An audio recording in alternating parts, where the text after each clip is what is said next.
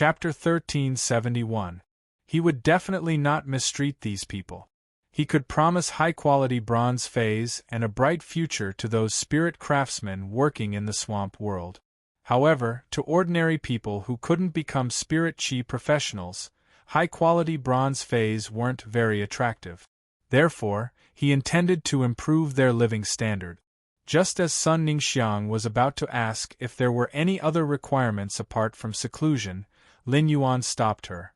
Lin Yuan said, "For these people who live in seclusion, they will be given 10 boxes of all kinds of spirit fruits that can improve their physical qualities and 15 kilograms of various kinds of meat every month. There will be spirit craftsmen who will specially build stand-alone houses that are around 200 square meters.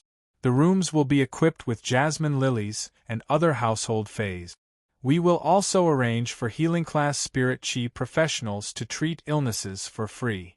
Upon hearing Lin Yuan's words, Sun Ningxiang felt that such seclusion was simply a blessing for ordinary people. Those who worked in fey breeding bases had very small social circles. Other than working hard to make a living, he spent most of his time with his family. What these people wanted the most was a stable and comfortable life. Putting aside the tenfold salary that Lin Yuan was offering, just the living conditions that he was offering were enough to tempt anyone. In the Radiance Federation, those people in the Fey breeding base would struggle for their entire lives. They might not even be able to live in a 200 square meter detached house. "Lin Yuan, I will handle this matter as soon as possible. How many people do you want to choose?" Upon hearing that, Lin Yuan pondered for a moment before replying, "That's right. The area I've designated is about 2,000 square kilometers. Look at how many people are needed for such a large Fey breeding base. Just recruit as many people as you need." When Sun Ningxiang heard Lin Yuan's words, she was a little surprised at the area that Lin Yuan reported. Such a large area was comparable to a county under a large city. Such a large area would require a lot of manpower, at least 100,000 people. Lin Yuan and Sun Ningxiang were straightforward people, and they settled the matter in a few words. Lu Chan, who had been listening to Lin Yuan and Sun Ningxiang's discussion, blinked her eyes when she saw that they had finished their discussion. When Lu Chan was young, she often represented the dew condensation immortal garden to discuss cooperation with other forces. Every time they discussed cooperation, both sides would strive to maximize their own benefit. They did not give in to each other and schemed back and forth. Lin Yuan and Sun Ningxiang seemed to have a tacit understanding when discussing matters. Or it could be said that in order to achieve his goal, he simply did not care about the investment of resources. Lu Chan had previously thought of letting Sun Ningxiang fight for a spot in the Radiance Knights Legion. However, Sun Ningxiang's eyes were filled with vigor as she thought about how to complete the mission that Lin Yuan had given her. Under such circumstances, how could Sun Ningxiang still have the mood to improve her strength and attack the Radiant Light Knight? Now that Sun Ningxiang was closer to Lin Yuan, their friendship might continue to deepen. But if this continued, the love between the two of them would undoubtedly become even more distant. As an experienced person, Lu Chan could see everything clearly. However, Lu Chan did not know how to tell Sun Ningxiang about these things.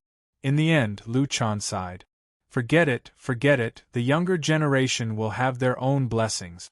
This matter was related to the Moon Empress disciple, and even if his old bones wanted to worry about it, he wasn't qualified.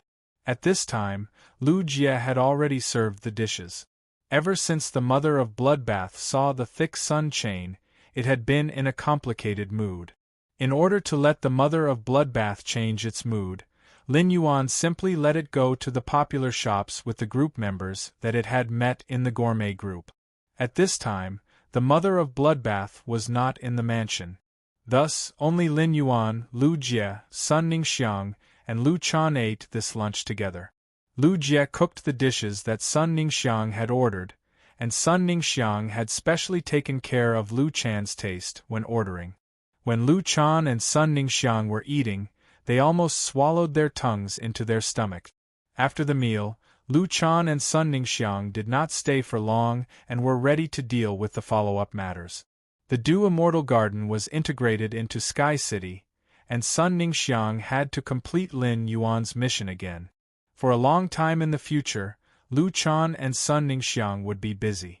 Just as Lin Yuan and Lu Jie were talking about the Divine Wood Federation's development after the meal in the Radiance Royal Court, Mystic Moon was in a dilemma.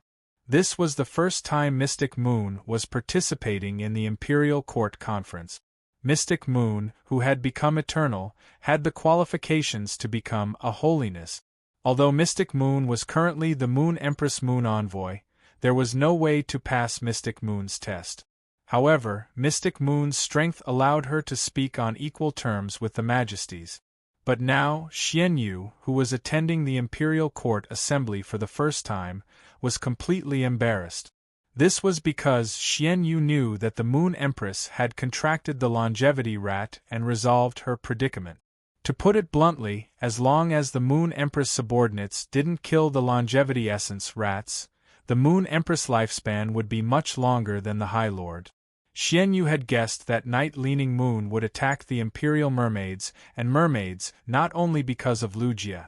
It was very likely that it had more to do with knowing that the Moon Empress was only left with 3 years of lifespan. Xian Yu was right. Since the beginning of the Royal Court meeting, apart from that old man, His Highness Cicada Cry, and Ji Chongdeng, who had yet to return to Huiyao, there was no one else. The other sovereigns all asked Night-Leaning Moon what was going on. Night-Leaning Moon didn't explain the reason, but things had developed to this point, so there was no way to hide it. In the end, under the questioning gazes of the 7 Majesties, Cicada Cry could only helplessly explain the situation. It would have been better if he did not explain the situation, but once he did, the entire Imperial Court Assembly exploded. It was especially so for the Bamboo Monarch, who owed the Moon Empress a favor. He immediately expressed that he wanted to travel and search for spiritual ingredients that could extend his lifespan. This made Mystic Moon rather touched, as she knew that the Bamboo Monarch was truly indebted to the Moon Empress. He thanked the Moon Empress from the bottom of his heart. However, as a Moon Envoy, Mystic Moon couldn't reveal the fact that the Moon Empress lifespan had recovered without the Moon Empress permission. At that moment, Chef Supreme, who knew that the Moon Empress only had 3 years left to live, finally spoke up. I happen to have some friendly relations with the Azure Winged Tiger Clan, one of the Azure Federation's 12 Azure clans. When Bamboo Monarch goes out to search for spiritual materials that can increase one's lifespan, I'll make a trip to the Azure Federation. The Azure Winged Tiger Clan must have some Azure Winged Tiger Blood Essence. The Azure Winged Tiger Blood Essence has the effect of increasing one's lifespan. Take a drop of the Azure Winged Tiger's Blood Essence every day for a year. It should be able to extend your lifespan by 3 months. However, after taking it for a year, the Azure Winged Tiger's Blood Essence will lose its effect. I'll have to think of another way. Hearing Chef Supreme's words, Mystic Moon couldn't help but ask. The Moon Empress had said that she would only come out of seclusion before the Radiance 100 sequence. During this period of time, she couldn't possibly toss all the sovereigns out just because she had to guard the news, right? Chapter 1372. These highnesses had been working hard for the Moon Empress, and she would inevitably owe them favors. It was not easy to return favors from highnesses. Just as Mystic Moon was thinking of ways to stabilize these highnesses without revealing the Moon Empress situation, Iron Prison, who was sitting beside Cicada Cry, stood up and said, "In another month, it will be the Radiance 100 sequence selection. In another month, it will be the Radiance 100 sequence selection. In less than a month, the Azure Federation's envoys and the Freedom Federation's envoys will arrive in Radiance. It's not suitable for all of you to go out at this time. The sea races matter has not been resolved. The Imperial Mermaids have publicly acknowledged that they tore up the Radiance Sea Treaty and trampled on Radiance's dignity. I propose to completely eliminate the Imperial Mermaids and Mermaid." Mystic Moon had never liked Iron Prison, but he felt that his words were very pleasing to the ear. If the other highnesses listened to Cicada cry, they would stay in radiance before the Radiance 100 sequence. Once the Moon Empress came out of seclusion, this matter would be easily resolved. As soon as Iron Prison finished speaking, Cicada Cry could not help but rub his temples and think to himself. The logic was right, but he definitely could not say it like that. Iron Prison was really a blockhead to actually do something that offended others. The atmosphere was so depressing now, and if Iron Prison said this, wouldn't he become the punching bag for others? Fortunately, Ji Chongdeng was not around. If Ji Chongdeng was here, he would probably start a fight with Iron Prison. Sure enough, as soon as Iron Prison finished speaking, Night Leaning Moon slammed her hand on the table and said, "Why do all the highnesses need to be present for the Radiance 100 sequence selection and 2 Federation envoys? I will hand over all the Spirit Guards matters to my left and right officials to handle. Tomorrow I will head to the Radiance Moon Palace to stay. When Sighing Moon comes out of seclusion, ask her about her situation, and I will bring her out to look for opportunities." Mystic Moon was a little unhappy when he heard Night Leaning Moon's words. The Moon Empress is in seclusion. Who allowed you to stay in the Radiance Moon Palace? At the same time, Night Leaning Moon's words made Mystic Moon heave a sigh of relief. If Night Leaning Moon could stay in the Radiance Moon Palace until the Moon Empress came out of seclusion, it would be equivalent to stabilizing the most troublesome Night Leaning Moon. Before Mystic Moon could heave a sigh of relief, the Bamboo Monarch spoke again. The new leaves of my Golden Silk Emperor Bamboo have the effect of increasing one's lifespan. I can use the young leaves of the Golden Silk Emperor Bamboo to make a spirit liquid with the heart of the bamboo. Before I leave, I will pass the concocted spirit liquid to Xian Yu. The spirit liquid concocted from the Golden Thread Emperor Bamboo's bamboo leaves and bamboo heart can only be consumed 6 times by the Moon Empress before it becomes ineffective. 6 times should be able to increase the Moon Empress lifespan by at least 3 months. In addition to the Azure Winged Tiger's blood essence that Chef Supreme obtained from the Azure Federation, the Moon Empress can be assured for at least 4.5 years. Bamboo Monarch's words made Tianfeng frown. Fu Wenju, your Class 5 Creation Master Dao is on the Golden Silk Emperor Bamboo. It is fine if you took the Golden Silk Emperor Bamboo's bamboo leaves, but if you took the bamboo core and damaged the Golden Silk Emperor Bamboo's roots, wouldn't your Creation Master standard drop to the pinnacle of Class 4? Bamboo Monarch said firmly when he heard Tianfeng's words. I owe the Moon Empress a favor, even if I use my life to repay it. The Moon Empress saving Xiangxiang is equivalent to saving my life. After speaking, Bamboo Monarch didn't say anything else. Bamboo Monarch's words made Tianfeng speechless for a moment. As a majesty, Bamboo Monarch understood the significance of a Class 5 Creation Master to the Radiance Federation. However, Bamboo Monarch didn't choose righteousness when it came to the Moon Empress lifespan. Instead, he chose personal relationship. It was just like how Bamboo Monarch chose Wang Fuxiang. After hearing Bamboo Monarch's words, Iron Prison stood up and ignored Cicada Ming, who was pulling his sleeve. He said coldly, Bamboo Monarch, you really disappoint me. Be it the previous time or this time, you are very disqualified as a majesty. Forget it. My desolate bloodline Fei, the infernal turtle, attained eternity not long ago and obtained an exclusive skill, Turtle Life Judgment. Turtle Life Judgment can transfer my lifespan to others in a converted manner.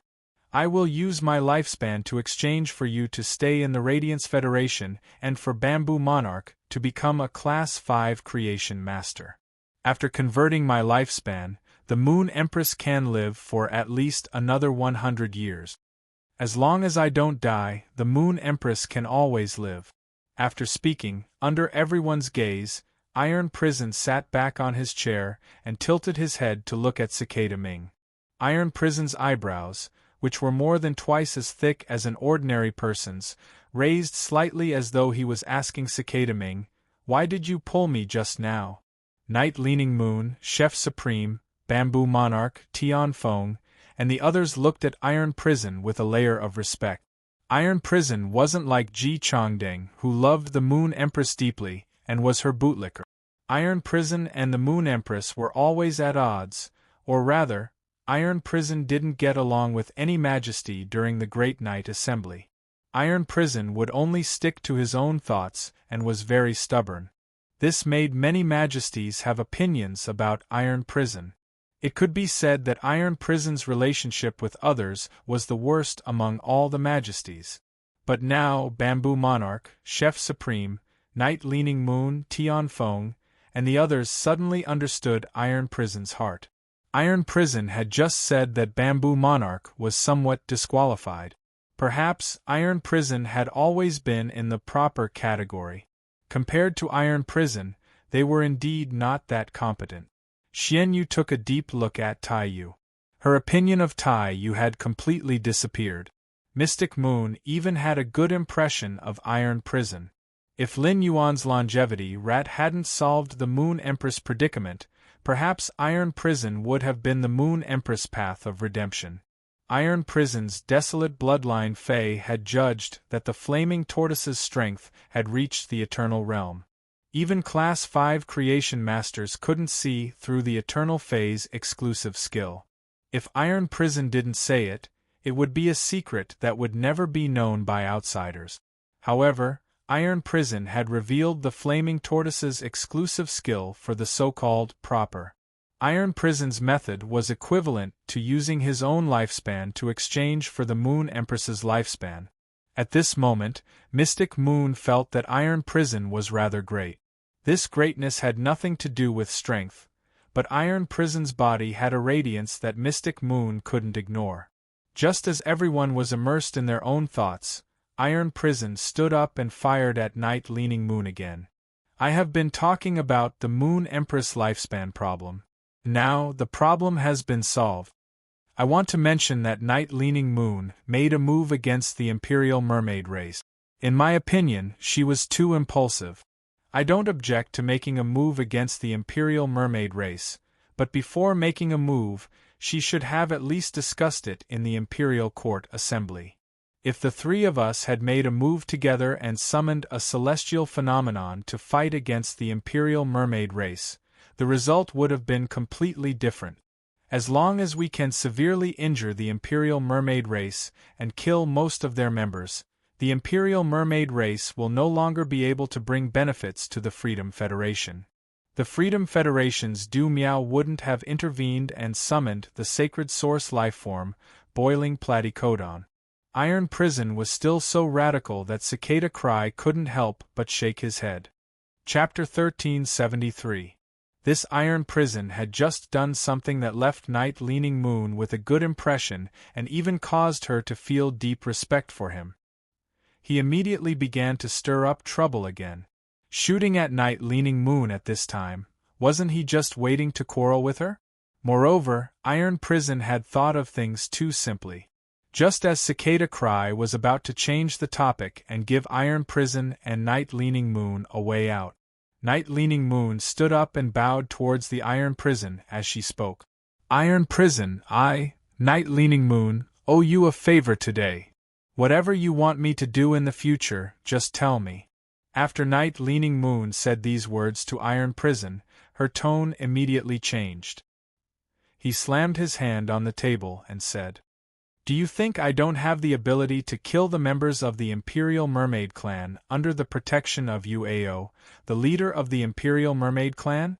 My sacred source lifeform, the Dark Sky Prajna, is indeed my first contracted sacred source lifeform, but my second contracted sacred source lifeform, the Resurrection Lily Flower, is the strongest phenomenon I can currently conjure.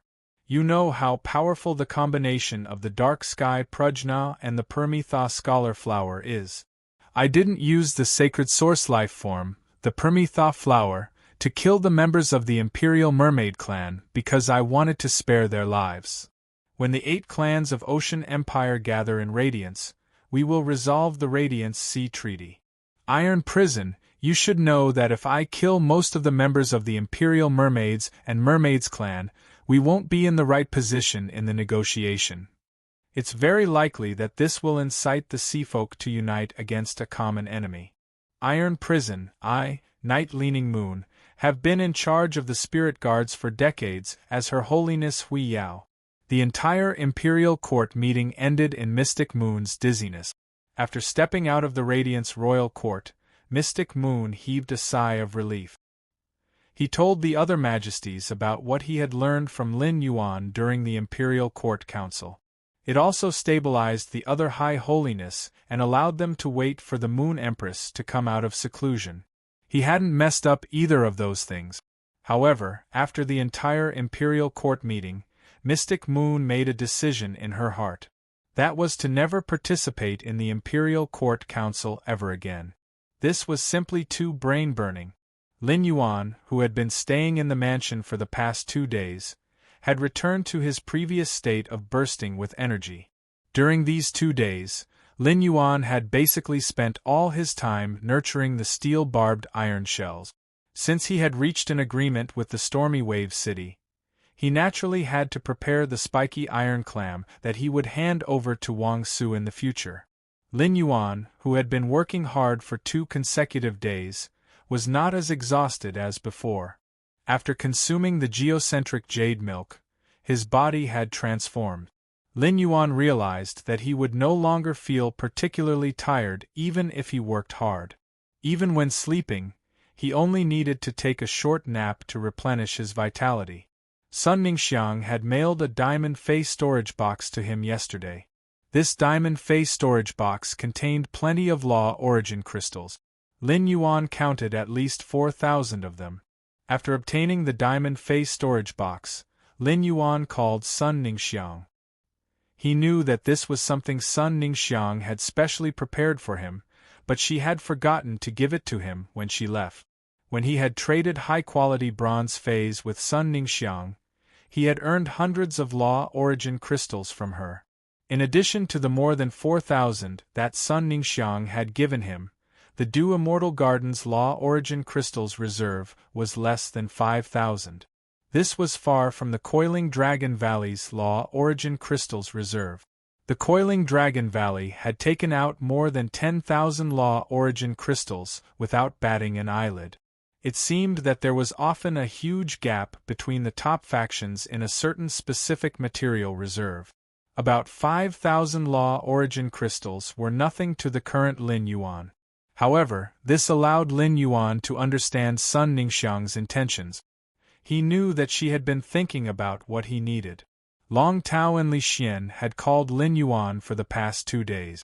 After discussing with Lin Yuan, Long Tao and Lin Yuan decided to set up a faction called the Dragon Tomb.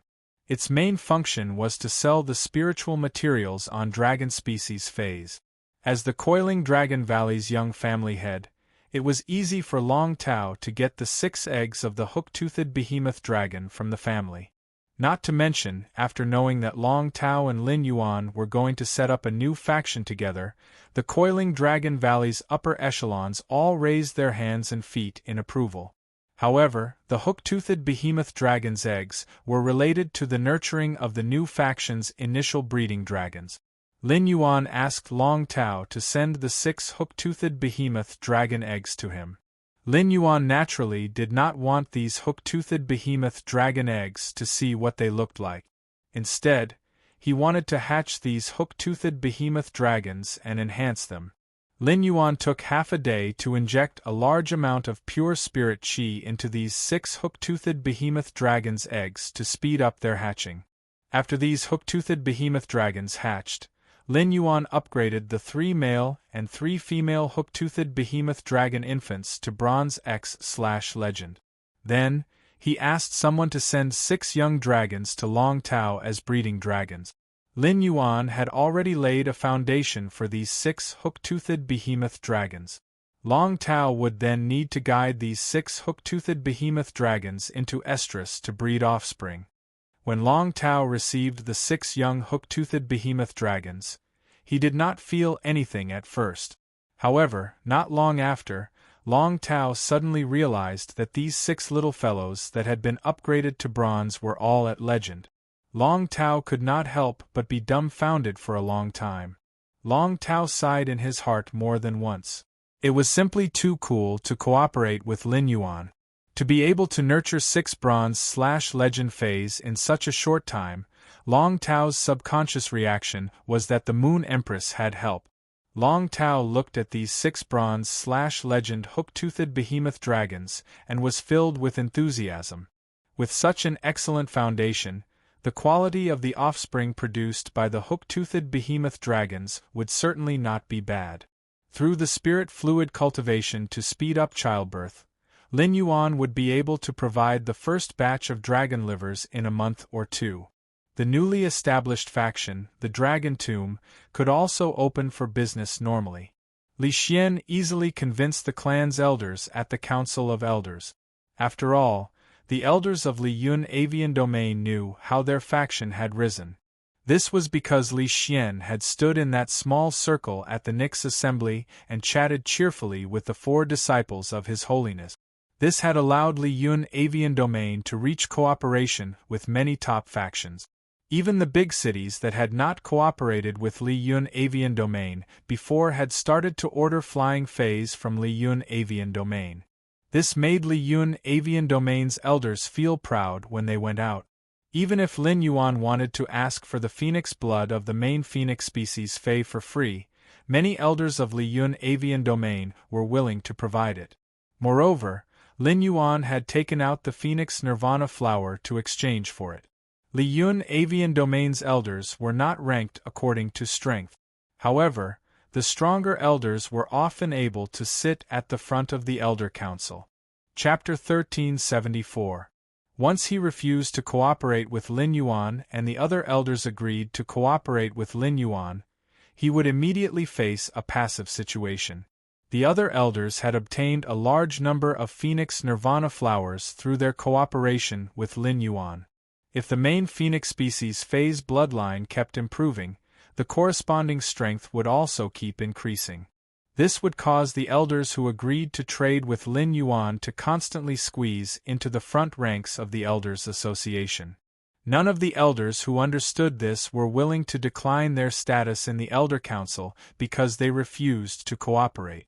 As long as he had the Phoenix Nirvana flower, he could exchange for the main Phoenix species phase blood from the Dawn Cloud birdcage anytime and anywhere. However, Lin Yuan wasn't in a hurry to obtain the Phoenix blood. After all, if the Golden Wings wanted to increase their strength, they had to eat dragon liver and Phoenix blood together.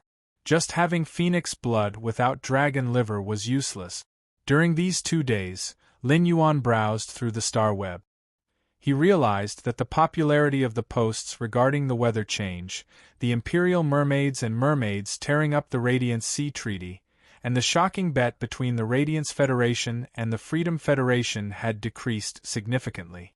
Some people even began to recall the Blood Oath battle between the Miao family and the Blissful Sea clan in the Beast Creation Garden. Lin Yuan knew that it was about time to use his identity as the Moon Empress disciple to intervene in this matter. The conflict between the Radiance Federation, the Imperial Mermaids and Mermaids, and the Freedom Federation wasn't considered as gossip news. There was nothing to discuss. The Star Web netizens would at most discuss how terrifying the astronomical anomaly was. It was precisely this kind of news that caused the popularity of these 3 incidents to drop so quickly. The anomaly in the sky that evening was witnessed by everyone at the same time. Most of the people who usually didn't log onto the Star Web had logged onto the Star Web to understand the situation. These few days were the period with the highest number of Star Web netizens. If he used his identity as the Moon Empress disciple to intervene in the conflict between Sky City and the Miao family's Beast Creation Garden, he would indeed be suppressed by the popularity of those 3 matters. However, this period of time allowed more people to log on to the Star Web to understand the conflict between Sky City and the Miao family's Beast Creation Garden. Furthermore, he had used his identity as the Moon Empress disciple to intervene in the conflict between the Sky City and the Miao family's Beast Creation Garden. It was a matter of gossip and had a lot of repercussions. Since Lin Yuan was the Moon Empress disciple and also the Sky City Lord, he had to be careful. If Lin Yuan wanted the incident to ferment, he did not need to do anything. He just needed to find a Star Web reporter to publish the article. The Star Web had a rigid requirement for public opinion news. This requirement meant that the news published by the Star Web reporters had to be filled with their own views and could set the pace. However, they had to ensure the authenticity of the news. Therefore, as long as it was news released by Star Web columnists, Star Web netizens would accept it very well. As for which Star Web reporter to look for, Lin Yuan didn't even think before choosing Tian Ningning. As Black's exclusive reporter, Tian Ningning was obviously not suitable to publish a column on this matter. Tian Ningning had recently used Miao He's connections to build a rather large network of Star Web columnists. Previously, when you needed Star Web reporters to publish news, she had asked Tian Ningning to find them.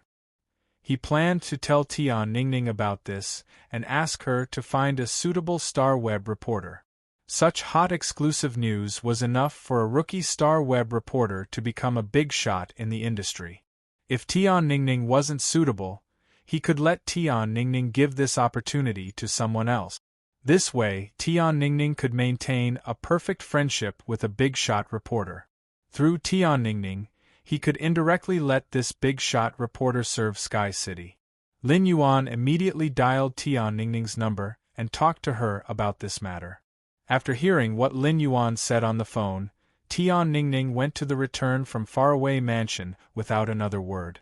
After arriving at the return from faraway mansion, Tian Ningning excitedly handed Lin Yuan 3 sets of Star Web reporters' information.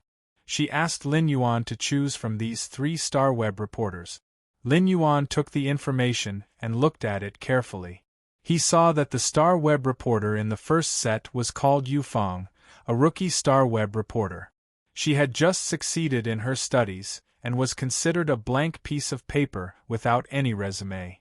While Lin Yuan was looking at Yu Fang's information, Tian Ningning introduced Yu Fang's situation to him. Yu Fang was currently interning under Tian Ningning. If he chose Yu Fang, Tian Ningning planned to simply set up a Star Web reporter's office and sign Yu Fang before giving this opportunity to Yu Fang. This could ensure that Yu Fang wouldn't turn hostile after getting the benefit. The Star Web reporter in the second set was called Wang Rui. After looking at Wang Rui's photo, Lin Yuan could be sure that Wang Rui was at least 50 years old. The Star Web reporters at this age had made a name for themselves and became Star Web editors or even chief editors. Those who weren't doing well were generally veterans who wrote their drafts based on their own will and had offended many people. In Tian Ningning's introduction, Wang Rui was indeed such a veteran. The reason why Tian Ningning chose Wang Rui was because he had offended the chief editor. He had been ostracized in Star Web and was facing a state of semi-unemployment. Tian Ningning was confident that she could persuade Wang Rui to join her studio. Lin Yuan had filtered out Wang Rui when comparing Yu Fang and Wang Rui. The Star Web reporter that Lin Yuan was looking for was just a mouthpiece. A mouthpiece that could pass messages was good enough. There was no benefit to Lin Yuan to have a mouthpiece. When Lin Yuan looked at the third set of information, he couldn't help but raise his brows. The woman in the third set of information was about 20 to 30 years old. Her long, curly hair was draped to her waist, but it didn't look messy at all. Instead, she looked very capable. The woman had deep eyes and was very charming. Her resume was also excellent, and she had even interviewed Radiant's 100 sequence members. However, this Star Web reporter had once been banned by a guild club because she had reported on a team from that guild club. This guild club was the Barbarian Snake Guild Club that Lin Yuan had dealt with previously. It was impossible for this Star Web reporter, Zhou Man, to not know that reporting on the Barbarian Snake Guild Club's main team was cruel and suspected of blackmail would result in retaliation from the Barbarian Snake Guild Club. However, Zhou Man still did it despite knowing. This showed that she had a strong sense of justice and conscience. This sense of justice and conscience would drive Zhou Man to disregard danger. When looking at Zhou Man's information, Lin Yuan realized that Tian Ningning had prepared the most detailed information on her. When he was looking at Zhou Man's information, Tian Ningning spoke the most. She also specifically mentioned that Zhou Man was very knowledgeable about public opinion and public relations. Lin Yuan had previously asked Tian Ningning to be the Dome Guild Club's team reporter. It was too difficult for Tian Ningning to have only one team reporter in a guild club. Since Zhou Man was capable, Lin Yuan thought that he might as well let her be Tian Ningning's assistant. As for the Barbarian Snake Guild Club's ban on Zhou Man, it was just a joke in Lin Yuan's opinion. When Tian Ningning had just introduced Zhou Man, she had already expressed her preference for Zhou Man more than once. Chapter 1375. Seeing that Tian Ningning was looking at Zhou Man's information with anticipation, Lin Yuan handed it back to her and said, "Tian Ningning, can you handle Zhou Man yourself?" When Tian Ningning heard Lin Yuan's words, she immediately nodded in pleasant surprise. "I can handle Big Sister Man. Big Sister Man is considered half a teacher to me." Lin Yuan raised his eyebrows and said, "I can handle Big Sister Man. Big Sister Man is considered half a teacher to me." Lin Yuan raised his brows and said, "Then go and do it. After that, ask Zhou Man to draft a Star Web report based on what I just told you and send it to me." Tian Ningning left the return from faraway mansion in high spirit. If Tian Ningning hadn't understood Lin Yuan before, she wouldn't have shown him Zhou Man's information. Now that she knew Lin Yuan was the Moon Empress disciple, she did not treat the Barbarian Snake Guild Club, which had banned Zhou Man, as a piece of cake. In less than 4 hours, she sent Zhou Man's report to Lin Yuan through the chat software. After reading it, Lin Yuan felt that it was feasible. Zhou Man's news draft was clear and impartial to each faction. It only stated the outcome and not the process. It seemed to be narrating a conflict from an outsider's point of view.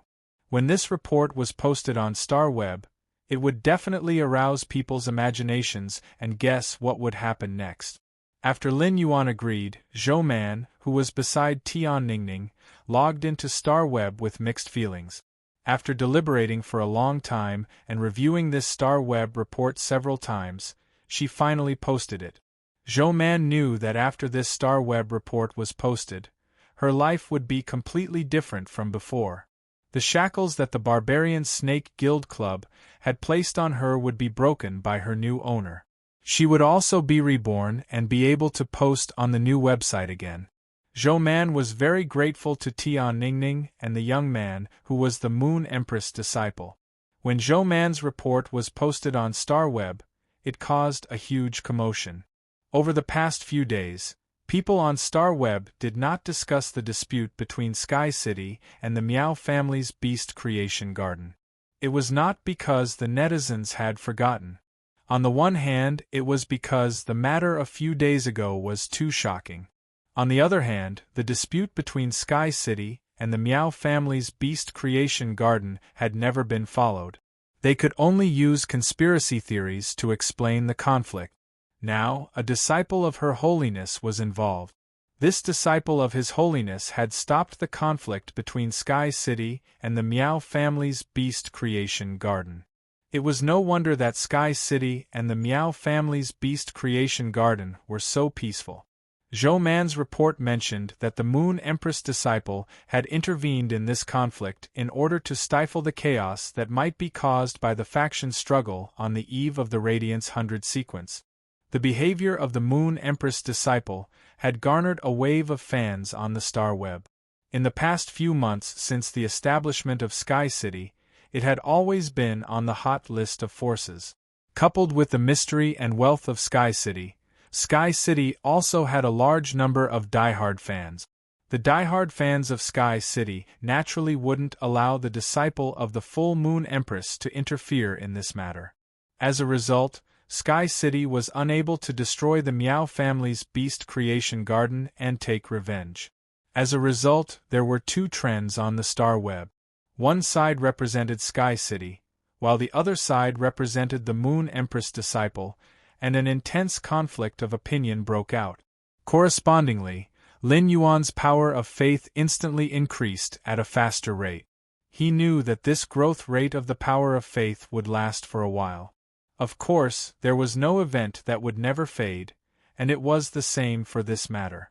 Lin Yuan wasn't worried about this because in a month's time, with his identity as a combat class spirit chi professional, he would be able to take the top spot in the Radiance 100 sequence selection.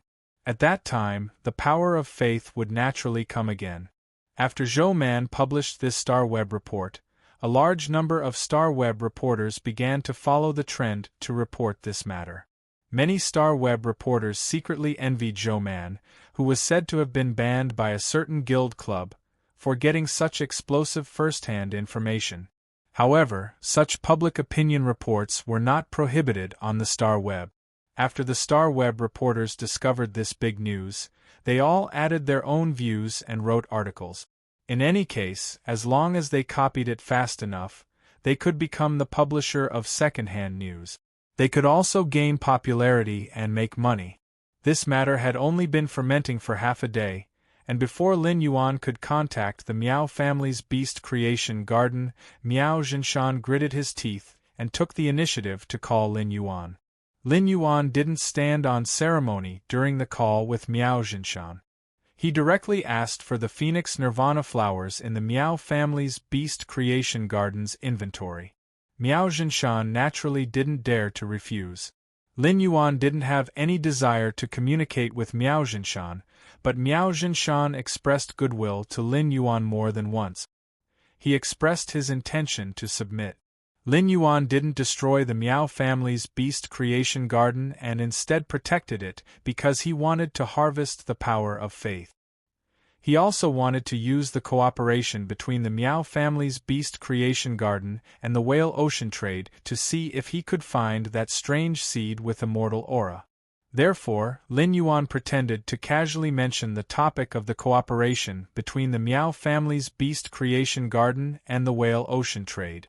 Miao Zhinshan was worried that he didn't have a topic to talk to Lin Yuan about. He was afraid that he would say something he shouldn't and offend Lin Yuan.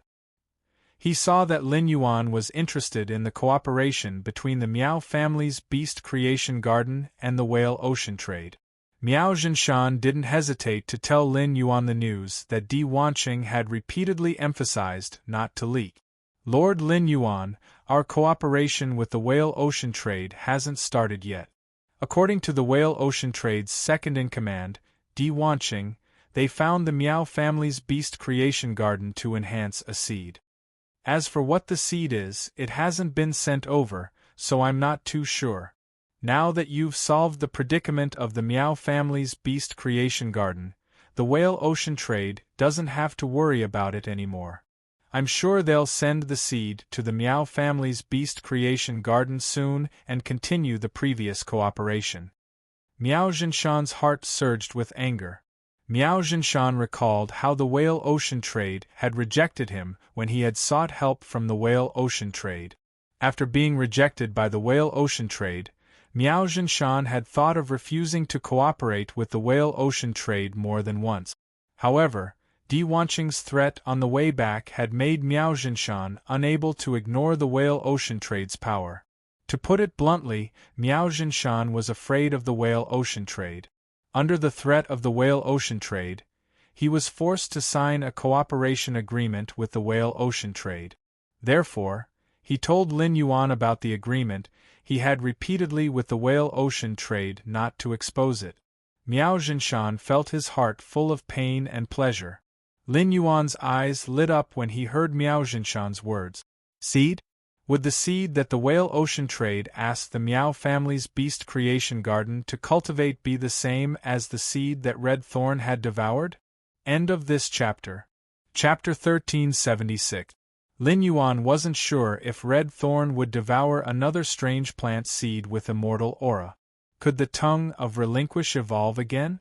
Because of that strange plant seed, Red Thorn's bloodline was upgraded to the peak of three-winged.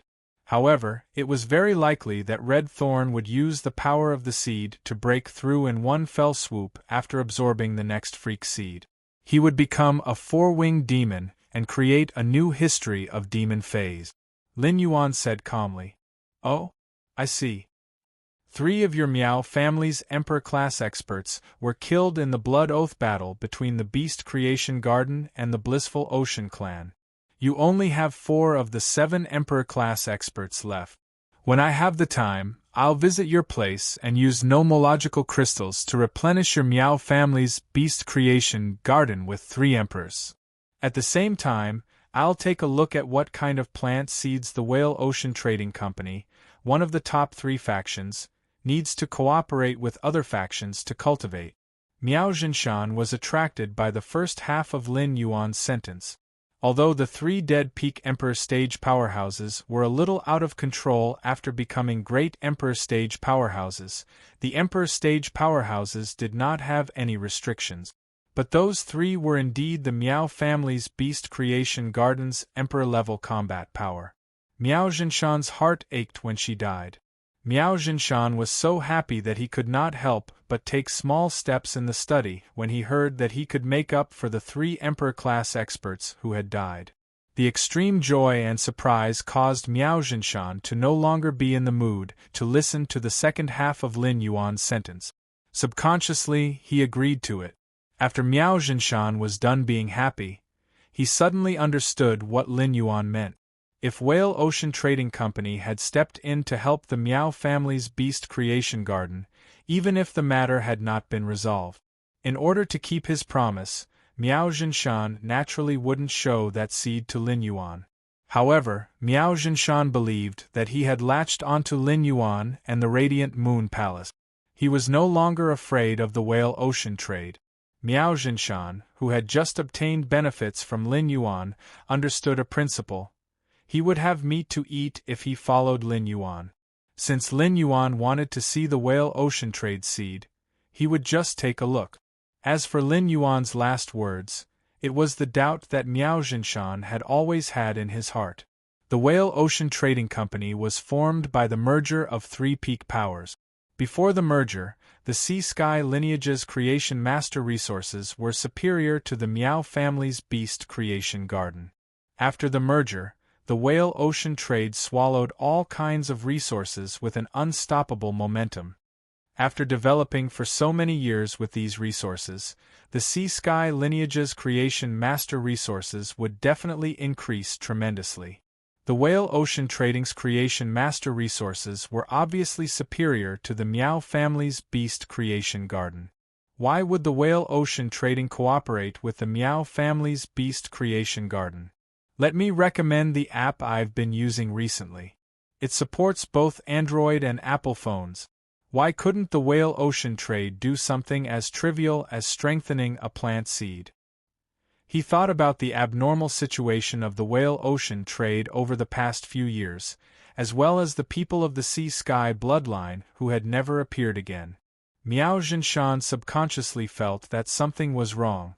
The Sea-Sky lineage's creation masters had always been forthright and loved to move around.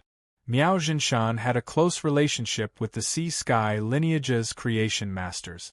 These people had held plenty of private creation master gatherings and invited Miao Jinshan to participate. However, Miao Jinshan had not seen these people for more than a decade.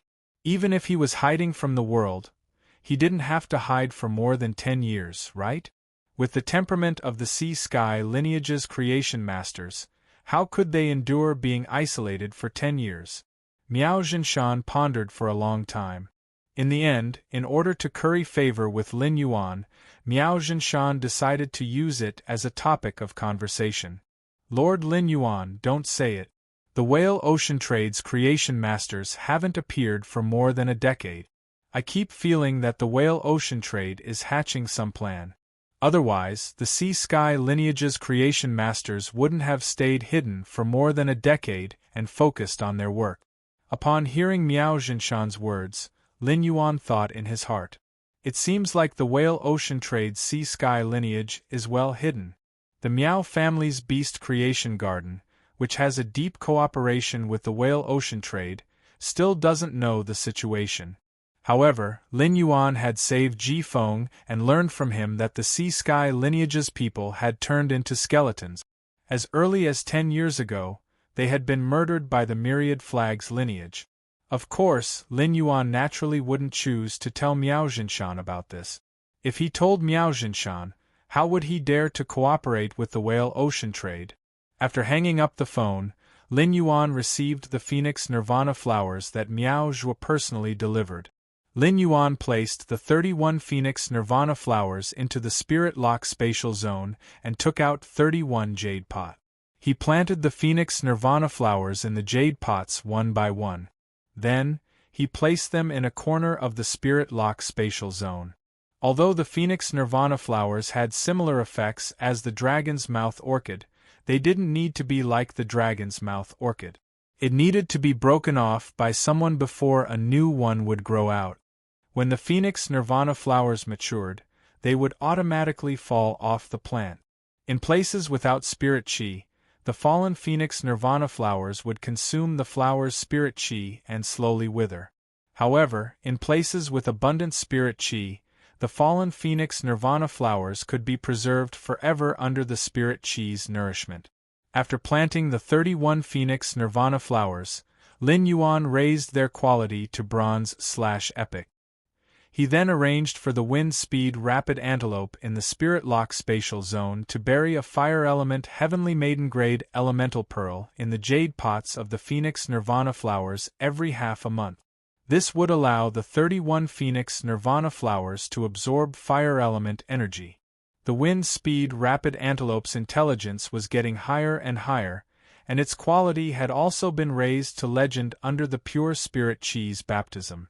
The Spirit Lock spatial zone's area was now 160 square meters, but it still couldn't allow the wind speed rapid antelope to move freely.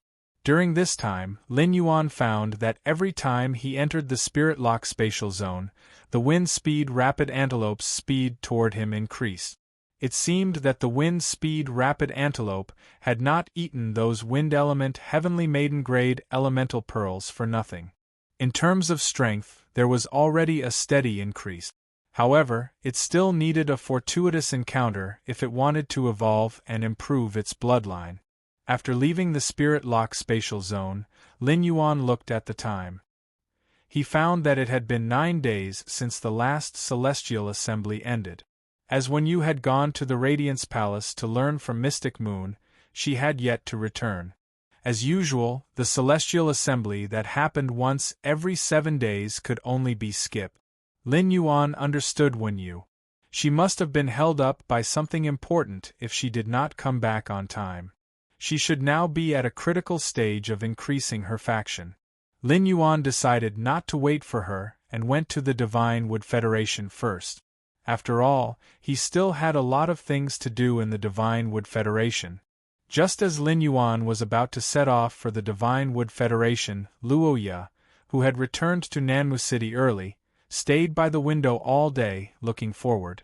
She held her phone in anticipation, waiting for Lin Yuan to contact her. After Luoya returned to the family, she immediately asked her father for 2 walnut trees. ABC. Chapter 1377. For the first 3 days, Luoya did not feel anything when Lin Yuan did not contact her. But on the 4th day, when Lin Yuan still hadn't contacted her, Luoya panicked. On the 5th and 6th day, Luoya started to suspect if Lin Yuan had seen something from her. Luoya tried hard to recall her interactions with Lin Yuan. At that time, Fu Di's sudden attack had most likely allowed him to see that Fu Di and his subordinates were not an ordinary caravan. They were a group of bandits. Did Lin Yuan discover her identity as a member of the bandits? However, she had only joined the Dry Cliff Bandits to flirt with men and not to plunder the Deep Cult Federation's merchant group's resources. Or perhaps Lin Yuan did not like her at all. The scene of Lu Jie kneeling on one knee in front of Lin Yuan shocked Luoya. Luoya could not help but examine Lin Yuan's identity. Lu Jie had used an insect-type carcinoma Fey, and it seemed like the insect-type Fey that had pulled out the Skynet was of a high grade. Such a young and powerful guard was even more imposing than the young masters of the three-star families that Luo Ye had seen. It could be seen that Lin Yuan was a descendant of a hidden noble family in the Deep Cult Federation. A descendant of a hidden noble family in the Deep Cult Federation was comparable to a young master of a four-star family in the Divine Wood Federation. After thinking about it, Luo Ye, who could not figure out the reason, was completely conflicted and depressed. On the 9th day, Luo Ye, who had always been reluctant to leave flowers behind, would unconsciously think of Lin Yuan's face when she looked out the window.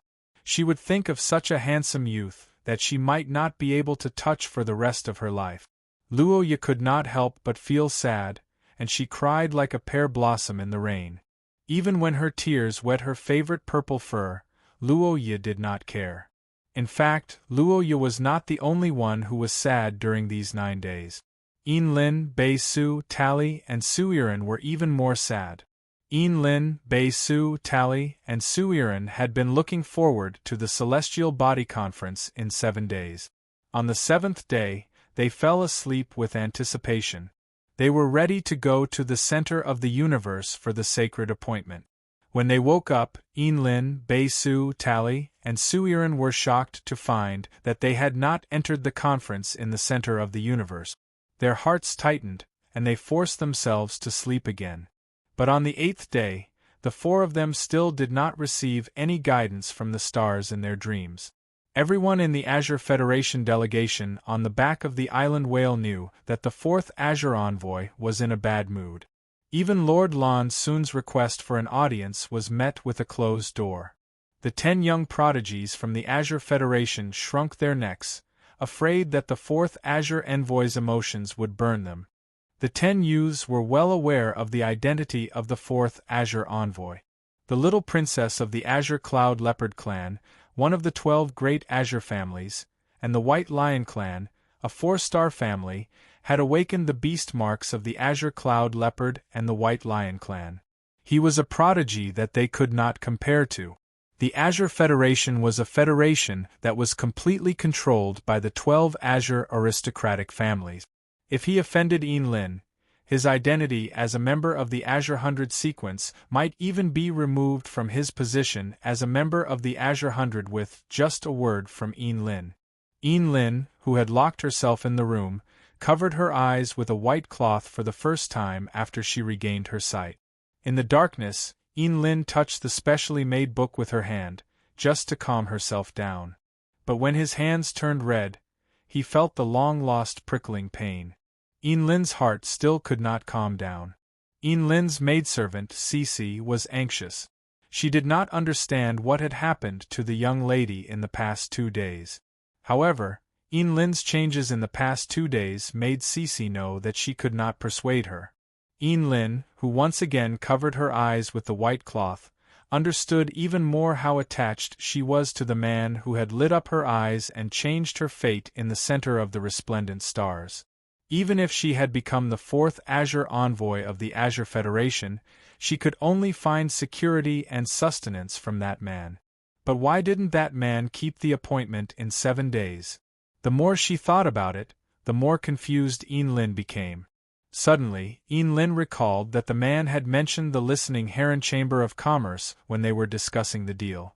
If she found the Listening Heron Chamber of Commerce, would she be able to see that man in the Radiance Chamber of Commerce?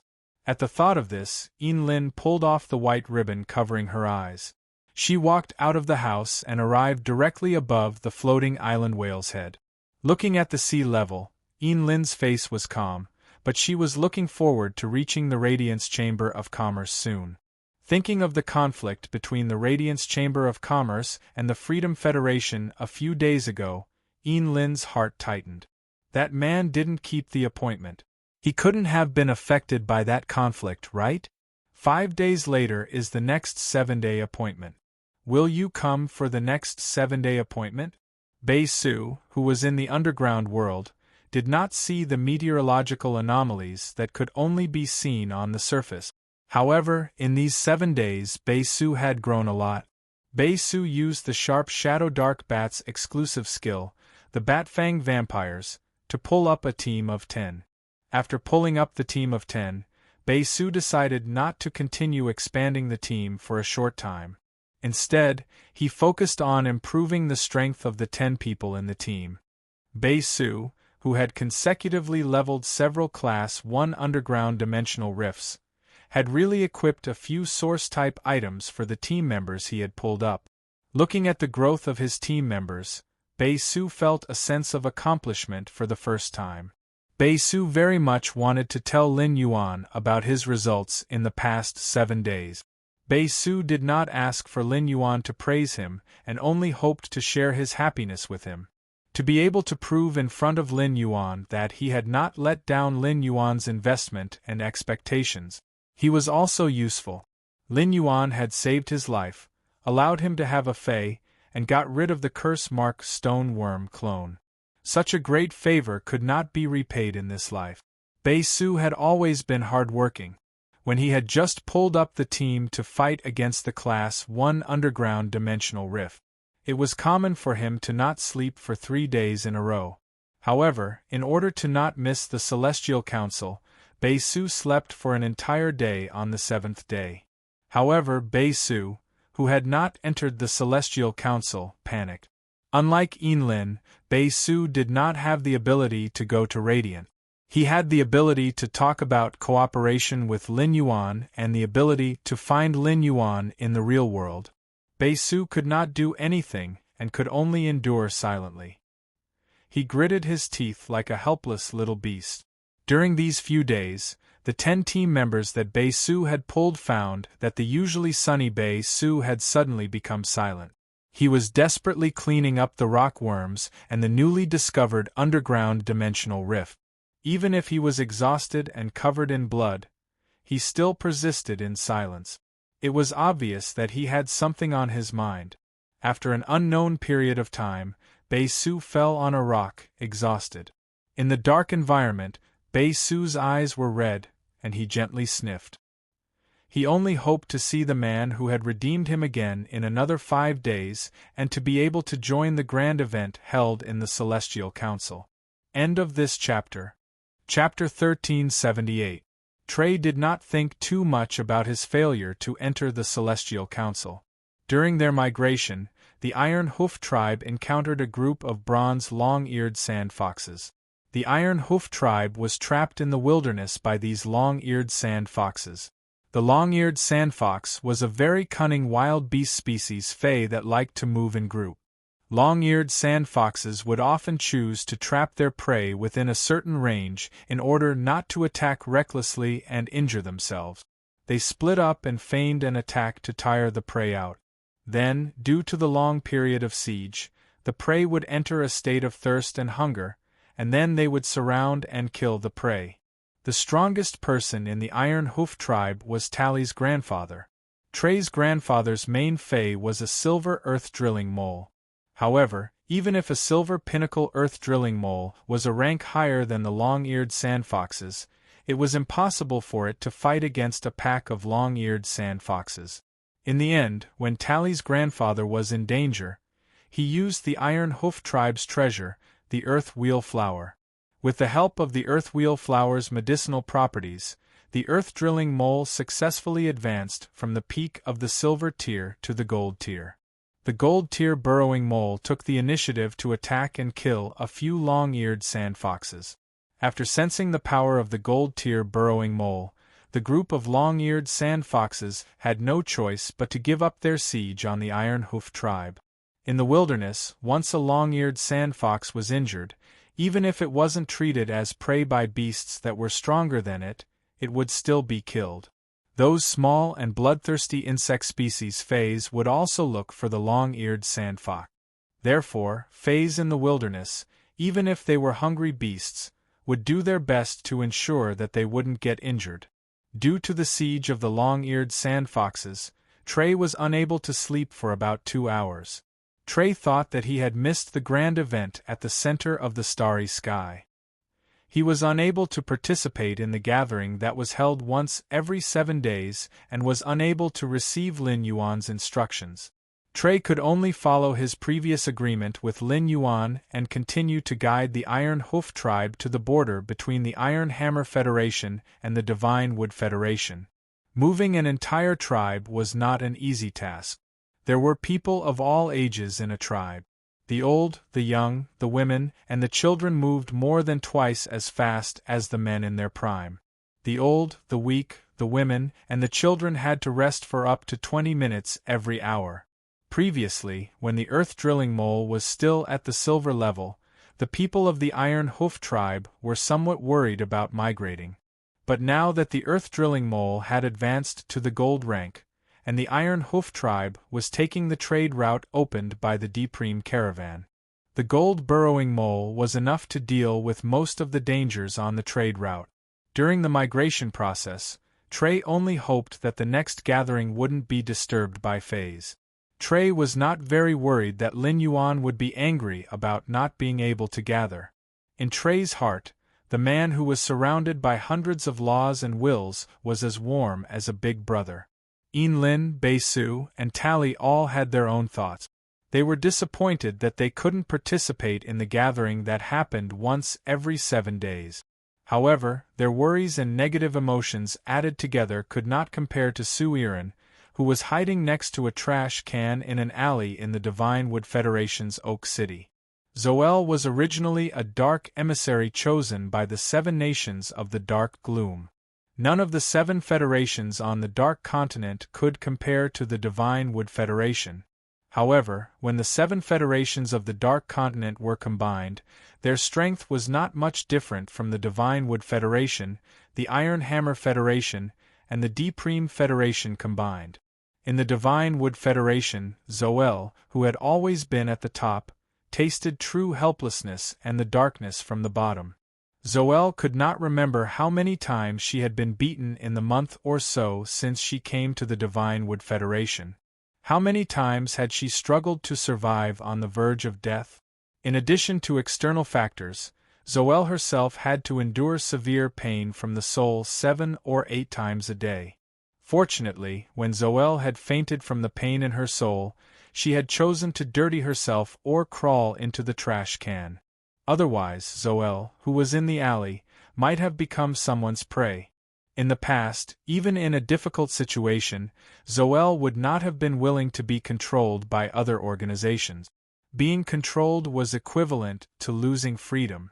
This was the reason why Zoel had not immediately joined the Celestial Council when she had first entered it. However, after deciding to join the Celestial Council and accepting Lin Yuan's request, there was not a day that Zoel did not hope that Lin Yuan could find her quickly. Lin Yuan had given Zoel, who was in despair, a daily hope. Zoel worked hard to scavenge, trying her best to survive before Lin Yuan arrived. However, the Celestial Council, which was held once every 7 days, did not convene as scheduled, making Zoel's heart fall into an ice cave. Zoel felt that the whole world had darkened, and life was no longer glorious.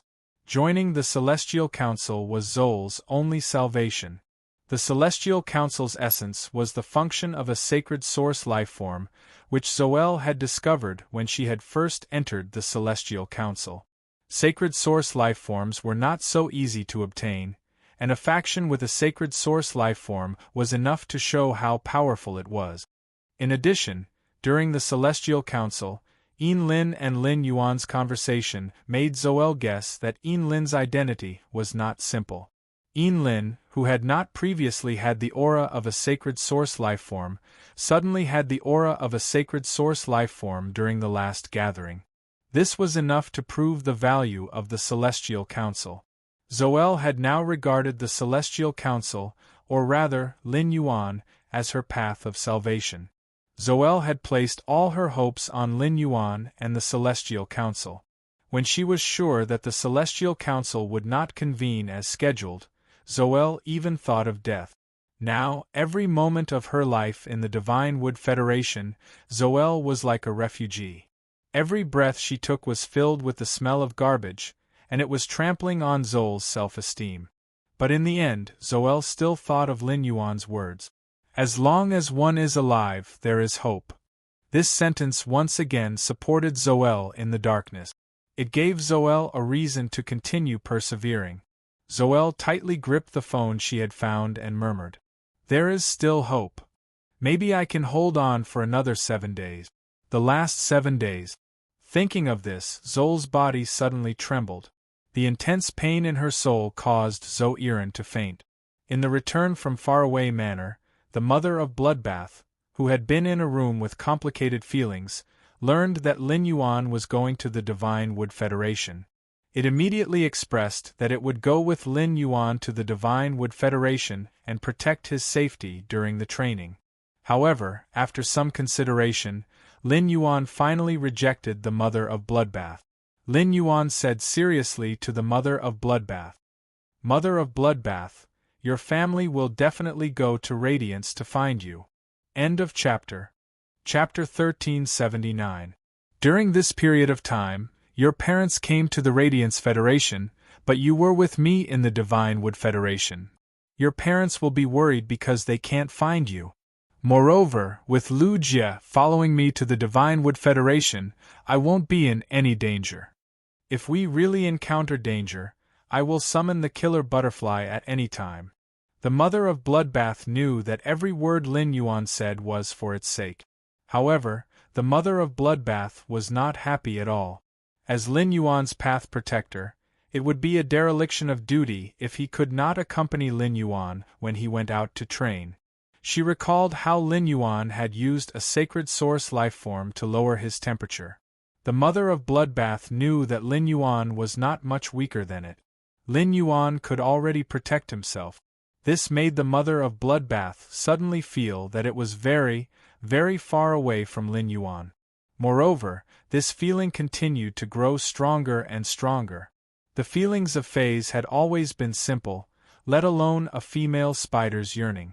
Just as the sea of bitterness in the mother of Bloodbath's heart was about to ripple, he gently placed his hand on the mother of Bloodbath's shoulder. When Lin Yuan saw the mother of Bloodbath's expression, he thought it was still thinking about why its parents had abandoned it.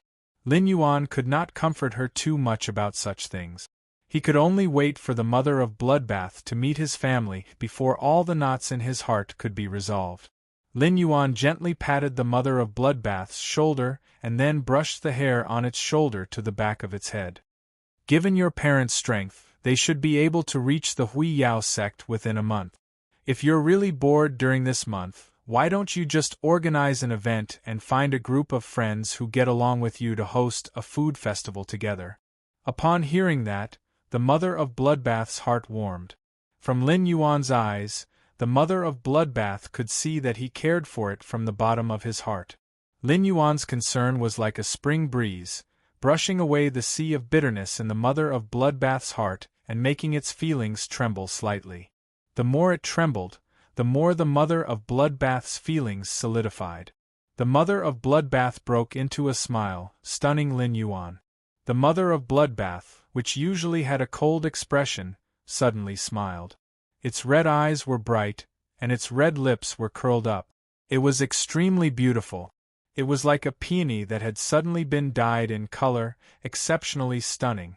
The mother of Bloodbath said, "Lin Yuan, how can you bring Lu Jie alone to the Divine Wood Federation? Ji Feng has been guarding the Listening Heron Chamber of Commerce during this period of time, so it's not convenient for him to show up. Why don't you bring him to the Divine Wood Federation? With Ji Feng around, we can take care of each other if we encounter any danger.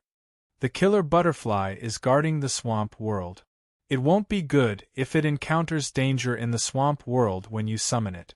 I'll be heading over to the Listening Heron Chamber of Commerce during this period. I can use the Sacred Source Lifeform Essence contract you gave me. After that, I'll familiarize myself with the changes in my abilities after transforming into a favored spirit." When Lin Yuan heard the mother of Bloodbath's words, he suddenly realized that he had neglected Ji Feng during this period. In the Radiance Federation, especially in the royal capital, it was inconvenient for Ji Feng to show his face anywhere. However, once they left the Radiance Federation and the Whale Ocean's 10,000 Flags lineage's sphere of influence, they would not be able to escape. Ji Feng could move freely now. The mother of Bloodbath could no longer be bothered with its family and focus on the sacred source lifeform's essence contract to increase its strength. In Lin Yuan's opinion, it couldn't be any better. Lin Yuan smiled at the mother of Bloodbath. Mother of Bloodbath, show me what your sacred source lifeform is the next time I come back. I'll prepare the resources to raise the sacred source lifeform's star grade. When the mother of Bloodbath heard Lin Yuan's words, it suddenly felt as though it was looking at the C-rank spirit chi professional who had just arrived at the Radiant Moon Palace. In half a year, this youth had experienced more things than others in a lifetime, but he was still the same. Lin Yuan's temperament hadn't changed, causing the mother of Bloodbath to suddenly have an impulse. It wanted to hug this youth in front of it without caring about anything else. In the end, the mother of Bloodbath's rationality stopped its impulse. I want to run to you without caring about anything, but compared to you, I'm not good enough. The mother of Bloodbath, which had just transformed into a favored spirit and reached Myth 3, suddenly felt pressure in its heart. The mother of Bloodbath had never been a lazy fae. However, the mother of Bloodbath knew that if it wanted to rush to Lin Yuan, it would need to work harder. When he went to the Divine Wood Federation this time, he took out the floating silver from the underground space's wall. He also chose 8 spirit craftsmen from the manor that Hu Quan had appointed. Ji Feng and Lu Jie, who had rushed back to the return from faraway manor from the Listening Heron Chamber of Commerce with the 8 spirit craftsmen in the Treasure Cave Golden Cicada artifact, crossed the spatial tunnel, and went straight to the Divine Wood Federation. After returning to the Divine Wood Federation again, Lin Yuan recovered from the nauseating dizziness. He was stunned by the scene in front of him. When Lin Yuan had left, the Divine Wood Federation's underground palace had just been excavated. The surrounding walls were all covered in dust. But now, this huge underground palace had been built with steel plates as a framework and divided into different areas. As Hu Quan drew the blueprint, he commanded his spirit craftsmen to supervise the Dry Cliff Bandits' spies and transport the ironwood powder. Hu Tianjing commanded his main fae, the Terraclaw Rock Bear, to use the heavy rock law and condense the ironwood sand into a rock slab. Upon seeing Lin Yuan appear, Hu Quan hurriedly walked over excitedly and asked him, "Lin Yuan, have you found the spatial soft silver? Now, I just need enough spatial soft silver to be buried in the radium-uranium steel walls. Then, I can lay the rock slabs that Hu Tian has condensed in the past few days on the walls, and then carve the walls. Because of your idea of the forbidden area, I plan to carve the bone lotus flower that the 6-winged demon spawned on the walls of the underground palace. In the sea of bone lotus flowers, carve the maps of the Divine Wood Federation, the Iron Hammer Federation, and the Deep Lush Federation. Let the entire underground palace's walls form a set of murals.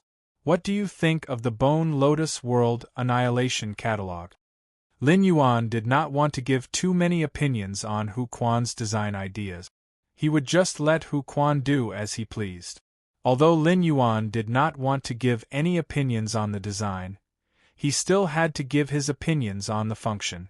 He had communicated with Tally in the Celestial Council previously.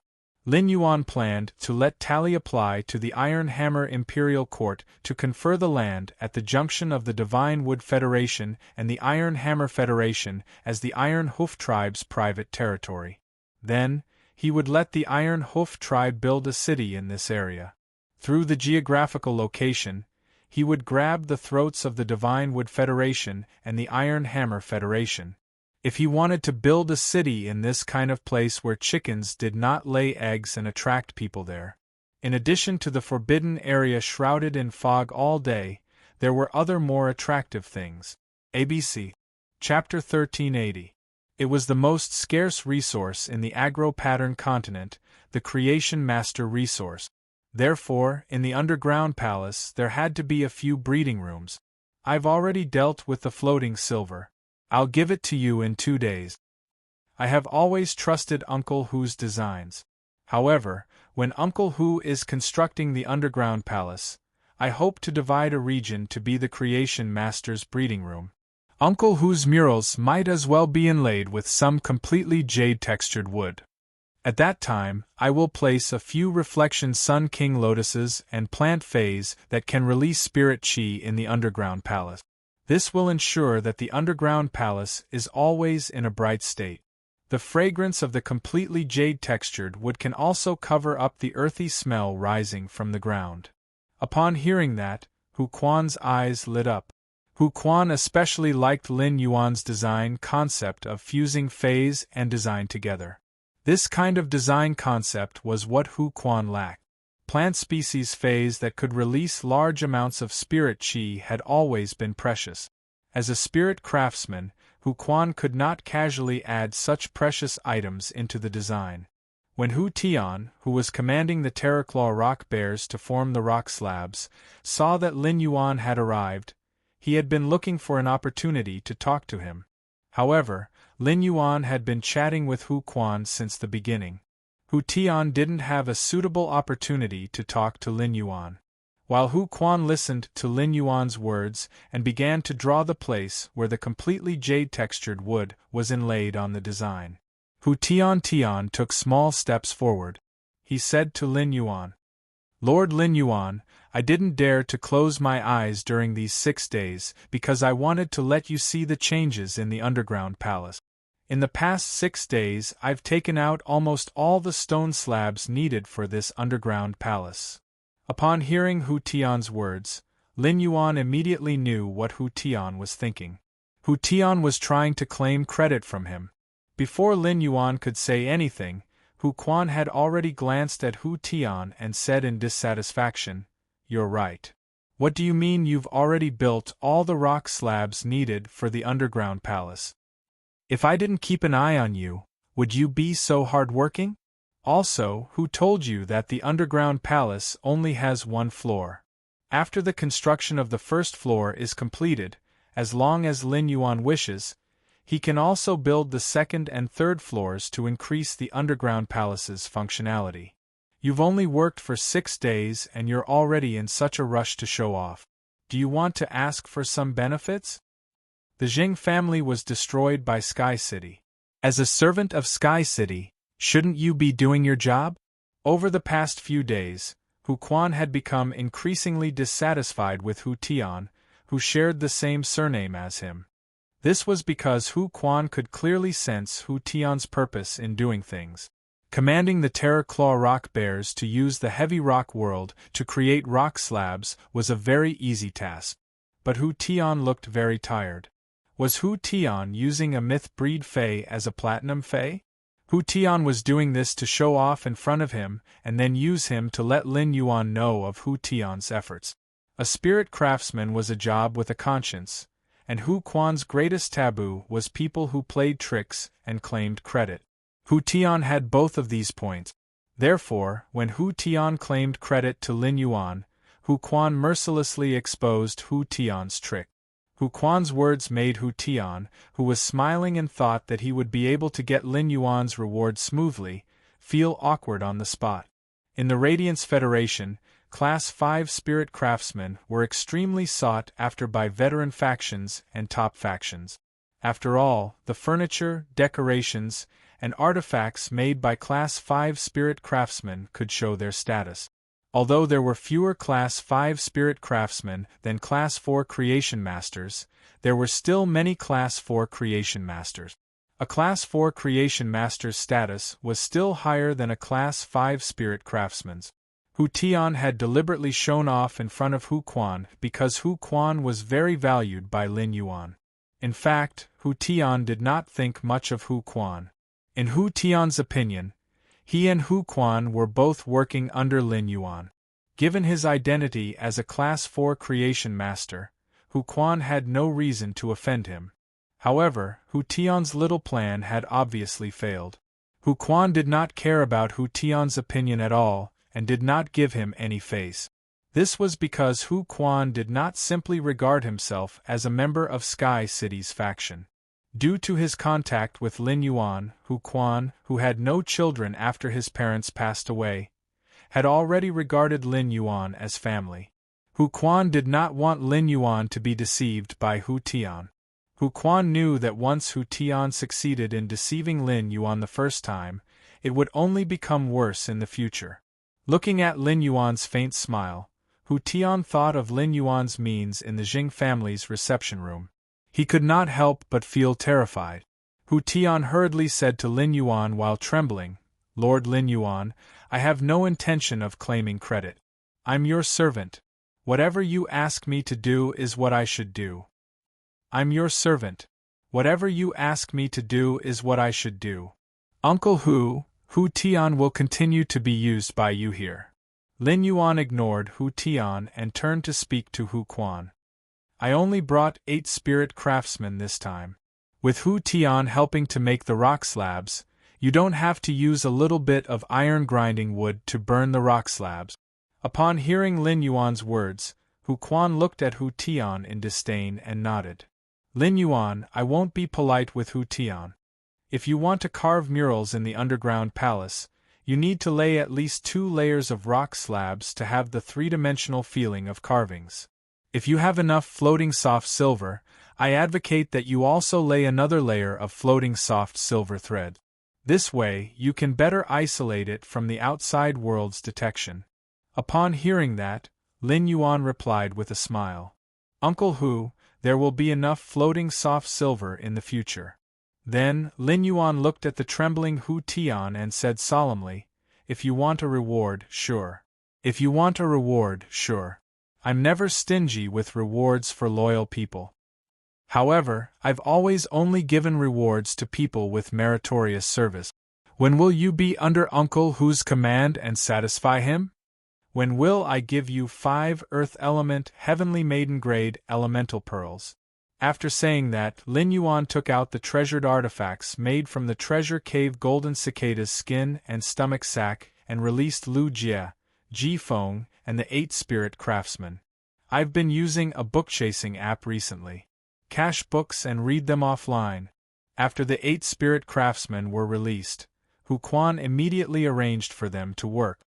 Lu Jie looked at the underground palace in front of him and was secretly surprised by the progress of the construction. Lu Jie walked to Hu Quan's side and handed him a diamond face storage box. "Uncle Hu, these are the dishes I cooked for you. They're all your favorite dishes. I've put these ingredients in food boxes made of spirit-nurturing wood. I've made about 15 days' worth, enough for you to eat until the next time I come over." Spirit-nurturing wood was a kind of very functional wood, and its greatest function was to keep fresh. The Spirit Food Pavilion would use food boxes made of spirit-nurturing wood to transport dishes. Lu Jie's food boxes were given to him by Zhen Lai when he was a guest. Hu Quan took the diamond face storage box from Lu Jie and said with a smile, "It's already my pleasure to design and build an underground palace. It's simply a pleasure to be able to eat your cooking on such a pleasure. To be able to eat your cooking on such a joyous occasion, it's really a blessing on top of a blessing." ABC. Chapter 1381. At this point, Hu Quan paused for a moment, then continued to speak. "Lu Jie, it's more important for you to improve your strength at this age. You don't have to specially prepare food for me the next time you come. When you guys come, I'll eat some of your roasted meat to satisfy my craving. Otherwise, your cooking is so delicious, and I can't control my appetite. If I eat too much and get sleepy, it will affect the construction of the underground palace." Lu Jie shook his head at Hu Quan's words. "Uncle Hu, it's no trouble. I made these dishes when I returned to the manor to cook. It won't take up much time. Uncle Hu just said that double happiness is better than one happiness." Lu Jie knew that Hu Quan was afraid of wasting his time. Lu Jie was not a person who was good at expressing his feelings. He would not say anything nice to people close to him. They would only move silently. However, Lu Jie did not know that Hu Quan had already understood his intentions. Hu Quan hated eating pig liver the most, but he loved eating lamb offal, beef offal, and the like. Normally, no one in the manor liked to eat these things. It was obviously impossible for Lu Jie to say that he had done it in passing. Ji Feng had not seen Lin Yuan for some time. Back at the return from faraway mansion, Ji Feng had not had the time to talk to Lin Yuan because he had been in a hurry to set off. A week ago, Ji Feng's Karma Sword Orchid had predicted that the Mother of Bloodbath had an ominous sign. Before Ji Feng could call and tell Lin Yuan, the Karma Sword Orchid predicted that the Mother of Bloodbath would turn misfortune into fortune. Turning misfortunes into blessings was the most wonderful omen. Evil in front, good in the back. Once the misfortune didn't happen, there wouldn't be any good fortune after that. It was precisely because of this that Ji Feng didn't tell Lin Yuan about his prediction. He was afraid that the Mother of Bloodbath would miss the opportunity to avoid the ominous omen. In addition to the Mother of Bloodbath's prediction, Ji Feng's Karma Gladiolus had also predicted that something big would happen to Lin Yuan. This matter was so grave that even with Ji Feng's Karma Sword Orchid's strength, he was no longer able to determine whether it was good or bad. This made Ji Feng worry about Lin Yuan. However, Ji Feng was afraid that he would tell Lin Yuan about this prediction that he could not distinguish between good and bad. This would make him hesitate about the path he was going to take next. After some consideration, Ji Feng finally decided to tell Lin Yuan about this matter. This matter was so big that it was impossible to tell if it was good or bad. If it was good, then everything would be fine. However, if it was the culprit, this matter might very well threaten his life. Therefore, Ji Feng couldn't care less. Ji Feng called Lin Yuan to the side and softly told him about the prediction. Upon hearing Ji Feng's words, Lin Yuan's pupils contracted. However, Lin Yuan's face did not reveal a worried or fearful expression. Lin Yuan was no longer the sickly person he had been in the Xia region. He was now confident that he could face any challenge. Even if he encountered real danger, he would not lack helpers. Currently, Lin Yuan's strongest helper was Bai Yin, who had returned to the swamp world to guard the territory. After the battle with the Shark Ray, Lin Yuan confirmed that Bai Yin had the strongest combat power under the Eternal Realm with his amplification. On the sea, Bai Yin could subdue the Sea Emperor at the peak of Immortal Realm with the immortal body. Ordinary peak Immortal Realm spirit beasts couldn't have such power. Apart from Bai Yin, Lin Yuan also brought the extreme token that his master, the Moon Empress, had prepared for him. These were Lin Yuan's guarantees. As the saying goes, counter soldiers with arms and water with earth. Lin Yuan was confident that he could face any challenge. Regardless of whether it was good or bad, Lin Yuan had to walk the path ahead steadily. Looking at Lin Yuan's expression, Ji Feng knew that Lin Yuan wasn't worried or hesitant because of his prediction. Only then did Ji Feng feel relieved. At that moment, Lin Yuan was prepared to go outside the underground palace and take a look. He wanted to see what extent the sea of white bone lotuses that Silver Essence had nurtured had reached. As soon as he left the underground palace, Lin Yuan immediately received the surprise that Silver Essence brought. When Lin Yuan left, the sea of white bone lotuses was only the size of a football field. Now, the sea of white bone lotuses was at least 10 times larger than before. The sea of flowers spread toward the Iron Hammer Federation's border according to Lin Yuan's previous plan. The Class 1 alien insect dimensional rift that Lin Yuan had opened through the space-shattering stone cave was still constantly dropping alien insects. However, when these alien insects fell into the sea of white bone lotuses, they simply couldn't cause any waves. They were completely devoured by those agile and cruel white bone lotuses. At that moment, Lin Yuan saw the Class 1 alien insect dimensional rift suddenly spit out a green, chubby alien insect. Lin Yuan actually recognized this alien insect. It was called the acid corrosion tapeworm. The acid corrosion tapeworm relied on the acid in its abdomen to fight against enemies, and it was considered a Class 3 alien insect with a relatively weak defense. However, no matter how weak the acid corrosion tapeworm's defense was, it was still a Class 3 alien insect. In the sea of white bone lotuses, before the acid corrosion tapeworm could struggle, a large number of insect patterns turned into bone insects that crawled all over its body. These bone insects easily bit through the acid corrosion tapeworm's skin and burrowed into its body. The acid corrosion tapeworm immediately hissed in pain. A large amount of acid gushed out of the acid corrosion tapeworm's body, corroding most of the nearby white bone lotuses. At that moment, a shadow holding a white bone scythe suddenly appeared beside the acid corrosion tapeworm. This shadow waved the white bone scythe in its hand and ruthlessly slashed at the acid corrosion tapeworm's body like a ghost. With just one strike, a large wound that was about 1 meter long appeared on the acid corrosion tapeworm's back. The 1 meter long wound on the acid corrosion sackworm's body that was cut by the white bone scythe instantly spurted out green acid. Before the acid could land on the shadow holding the white bone scythe, the shadow silently melted into the white fog. Just as the acid corrosion tapeworm's 2 bean-sized eyes were wondering why the enemy had suddenly disappeared, the shadow holding the white bone scythe reappeared above the acid corrosion tapeworm's head. The shadow held the white bone scythe and slashed down, and the half-meter-long scythe blade pierced into the insect's brain. It instantly took the acid corrosion tapeworm's life. Upon seeing the shadow holding the white bone scythe, Lin Yuan immediately thought that this should be Silver Splendor's exclusive skill, Hidden Dead Servant. It had been born when the Sea of Flowers was slaughtering a large number of alien insects. When Lin Yuan had left, Silver Splendor had only been a Bronze 3/Elite Fairy. In just 5 days, Silver Splendor had evolved from Bronze 3/Elite to Bronze 6/Flawless. Such an improvement speed was enough to show that Silver Splendor was still a Carcinoma Fae that was adept at expansion and destruction. The Hidden Dead Servant was an existence that would become stronger the more souls it devoured. This was obviously not the Hidden Dead Servant's strongest state. However, the Hidden Dead Servant was already able to kill Class 3 alien insects when Silver Splendor was at Bronze.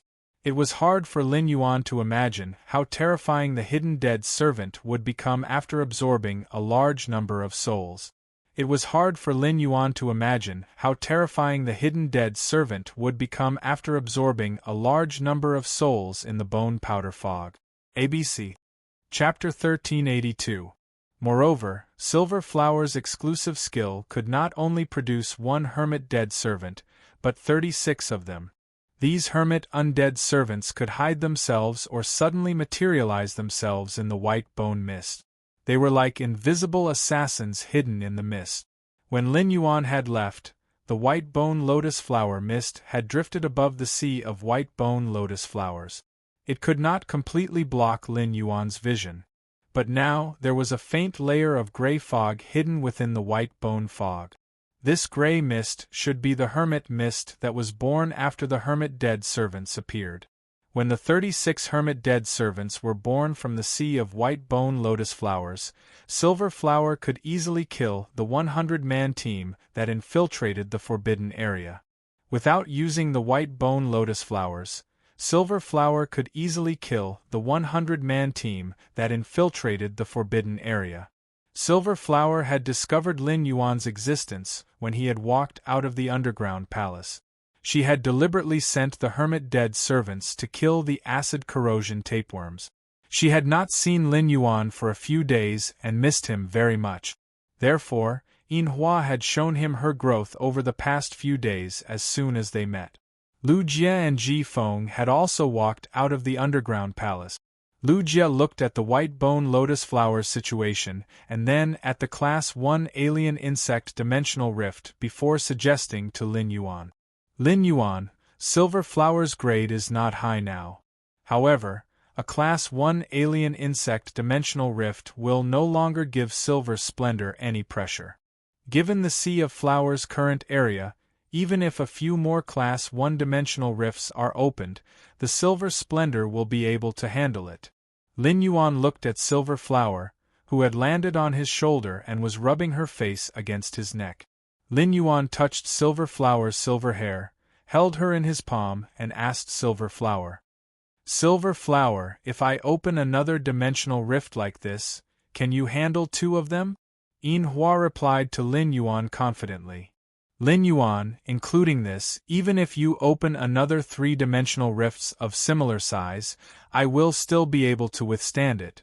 Recently, I have focused on letting 2,000 white bone lotus flowers absorb the vitality of these dimensional lifeforms. These 2,000 white bone lotus flowers have absorbed more than 50% of the vitality of the entire sea of flowers, making them abnormally tough and strong. After testing, these bone lotuses that I specially cultivated can already hold Class 3 alien insects in place. Upon hearing that, Lin Yuan gently shook his head.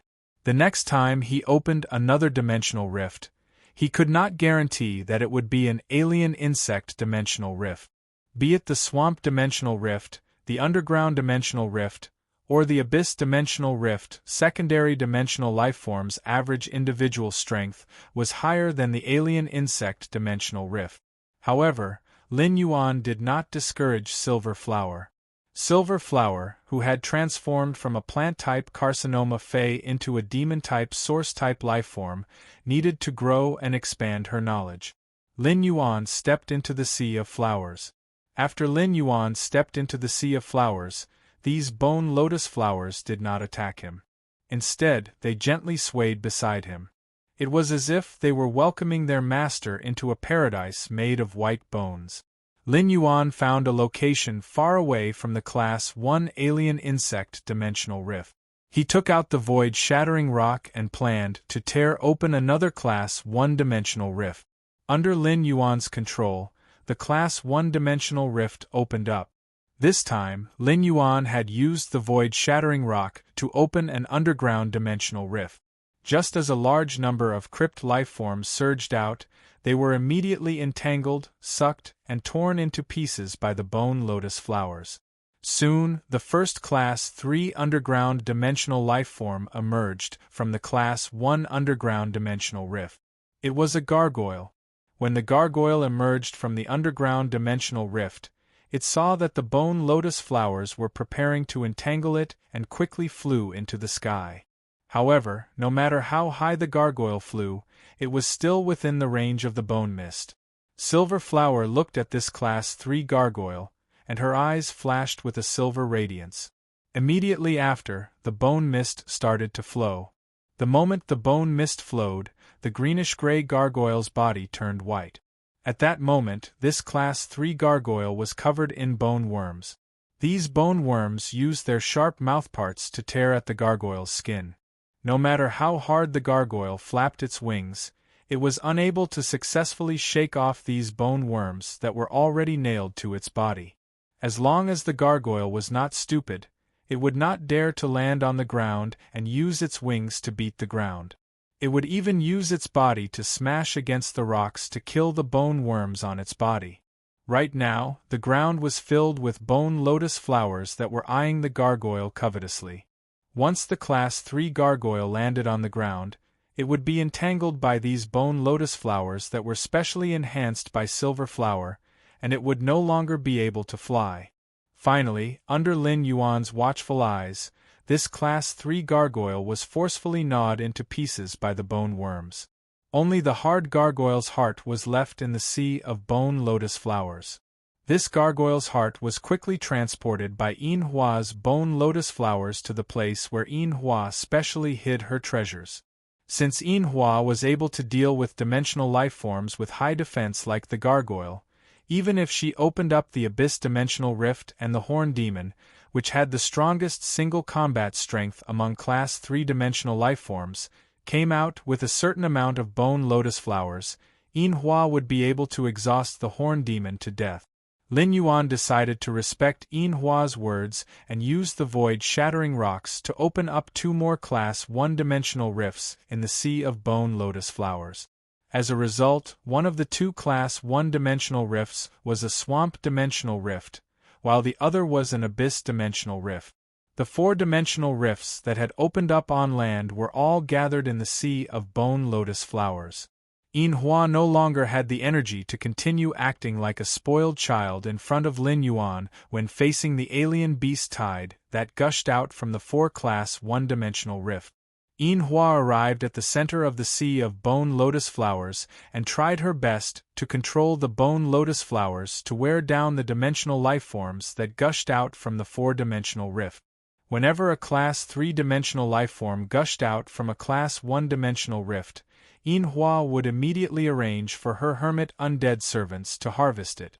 She was afraid that Yin Hua wouldn't be able to deal with multiple class 3-dimensional lifeforms at once. Lu Jie asked the insect queen to produce 2 Diamond X flesh-mincing blade insects to take care of Yin Hua in the Sea of Flowers. As Lu Jie had previously seen Yin Hua's Sea of Bone Lotus Flowers, he was surprised by the speed of the Sea of Bone Lotus Flowers development. However, it wasn't that shocking. Ji Feng, who had followed Lin Yuan to the Divine Wood Federation for the first time, was completely stunned by the scene before him. As the young family head of the Whale Ocean Trade's Ocean Sky lineage, Ji Feng was experienced and knowledgeable. However, he had never seen a tumor fey that lived purely on slaughter transform into a fairy source-type lifeform. Furthermore, this fairy that wasn't even at the silver grade was a 6-winged fairy. Ji Feng had been on the run for 10 years. At this moment, he suddenly suspected that the current fey world was no longer the fey world that he had known 10 years ago. ABC. Chapter 1384. Ji Feng and Lu Jie naturally had no objections to Lin Yuan's words. They had come to the Divine Wood Federation to protect Lin Yuan. In the Divine Wood Federation, no one knew him. He did not need to hide his identity at all. Lin Yuan waved his hand and summoned Blackie, which was rarely summoned in front of outsiders in the Radiance Federation. After Blackie was summoned, it happily circled a few times in the air. Then, he landed beside Lin Yuan and said in a gentle voice, "You're right. Lin Yuan, you became smaller again." Lin Yuan looked at Blackie helplessly. In any case, every time he encountered Blackie, he would always be told that it had become smaller. After some time, Lin Yuan had gotten used to it.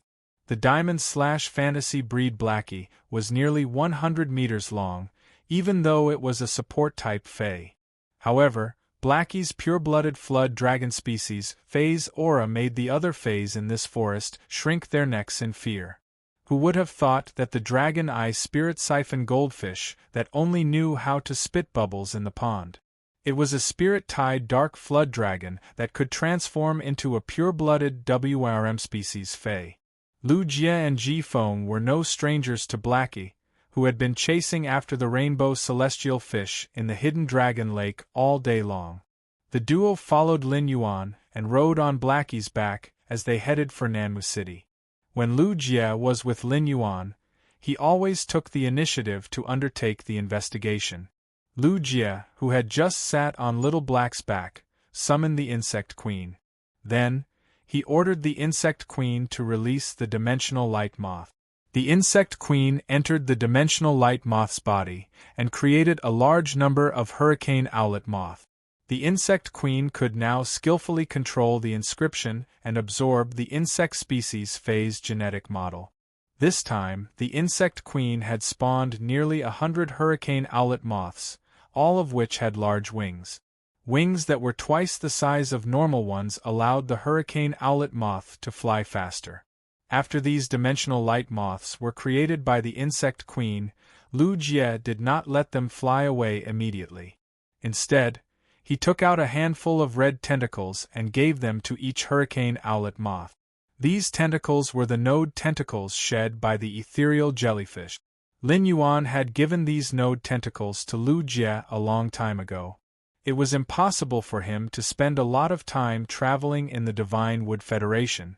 Even though Blackie was a Diamond/Fantasy breed Fey and had an extremely fast flying speed, it was still unable to catch up to Blackie. Therefore, the Underground Palace, Nanmu City, and Oak City were the areas that he would be going back and forth between in the future. It was necessary to set up the node tentacles. Lu Jie had ordered the insect queen to produce nearly 100 hurricane owlet moths in one go, which consumed a lot of his spiritual energy.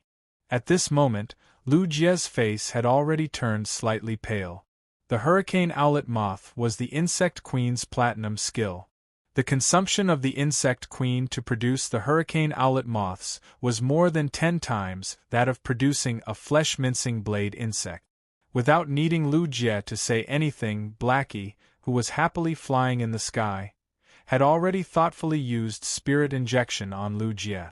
After injecting spiritual energy into his body, Lu Jie quickly recovered the spiritual energy that he had just consumed. Through his spiritual energy connection with Blackie, Lin Yuan could feel its excitement and happiness. When Little Black was in the return from faraway manor, its range of activity was limited to the hidden dragon lake. No matter how beautiful the hidden dragon lake was, it still couldn't compare to nature. He reached out and gently stroked Blackie's mane. He suddenly recalled that it had been a long time since he had relied on Fays to fight. In the world of Beastmasters, controlling Fays was the foundation of everything. He wanted to find the long-lost feeling of being a beast tamer in the Divine Wood Federation. At that moment, Lin Yuan, who was on Little Black's back, had already seen the town that Lu Jie had previously explored. Looking down at this town, Lin Yuan felt that it was more like a town. It was not that this was a slightly larger village. In Redbud City, the Xia region was considered a relatively small county. The Millstone Town at the edge of Ascending Dragon City was the place with the worst infrastructure in the Radiance Federation. However, be it the Xia region or Millstone Town, they were much stronger than this town. When Lin Yuan had talked to Luoya in the Dry Cliff Bandits, he had asked her a lot of questions. In the Divine Wood Federation, flying Fays could fly directly above cities. Of course, there was a considerable risk in riding a flying-type Fey to fly above the city. If someone in the city who was stronger than you found you an eyesore and attacked you, you wouldn't be able to escape. In that case, they could only rely on their own abilities. In this small town, naturally, no one was a match for Little Black. Lin Yuan rode on Little Black and flew above the town. When the 100-meter-long Little Black passed by the town, it let out a dragon roar. The dragon roar was loud and dignified. Little Black's dragon roar attracted the attention of almost everyone in the town. What surprised Lin Yuan was that these spirit chi professionals and ordinary people wearing spirit chi clothes woven with leaves or rattan armor didn't show intense fear when they saw Little Black. After confirming that Little Black didn't have any intention to attack, these people put their palms together and prayed. Some took out their cell phones and wanted to take a video of Little Black. Upon seeing this scene, Lin Yuan didn't know whether to laugh or cry. From this point, it could be seen that the people in the town had never seen such a mighty and handsome dragon species Fey like Little Black before. When encountering a powerful Fey, an ordinary person's subconscious reaction would be to avoid danger. However, the spirit chi professionals living in this town didn't do so. This was enough to show that the Divine Wood Federation's spirit chi professionals were very strong or ignorant. In such a small town, there definitely wouldn't be a Class 1 creation master. At most, there would be 1 or 2 healers who could treat injuries. This town's knowledge reserve was at an extremely low level.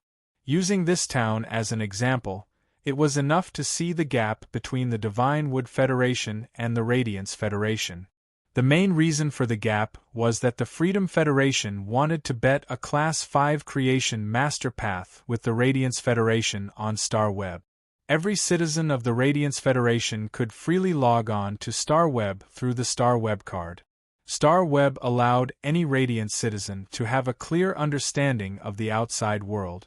Books below Class 3 Lifestyle Class Spirit Chi professionals could be traded on StarWeb with Federation dollars. This allowed the Radiance Federation's citizens' knowledge reserve to be in a very high state. The combination of StarWeb and Ostrich Logistics allowed goods produced anywhere in the Radiance continent. They could reach the hands of the Radiance Federation's citizens within 3 hours. Star Web allowed the Radiance Federation to maintain a highly modern civilization in the Spirit Chi Awakening era. Now, this town in the Divine Wood Federation made Lin Yuan understand what kind of life was the normal life of the people in the Radiance Federation's outer world. In the Radiance Federation, because of Star Web, if someone took out a Fae that wasn't produced in the Radiance Federation, it would be easily recognized by the Radiance Federation's creation masters. End of this chapter. Chapter 1385. However, the Divine Wood Federation's creation masters obviously couldn't do this. Due to the lack of knowledge, in front of the Divine Wood Federation's creation masters, the Divine Wood Federation's creation masters wouldn't be able to defeat them.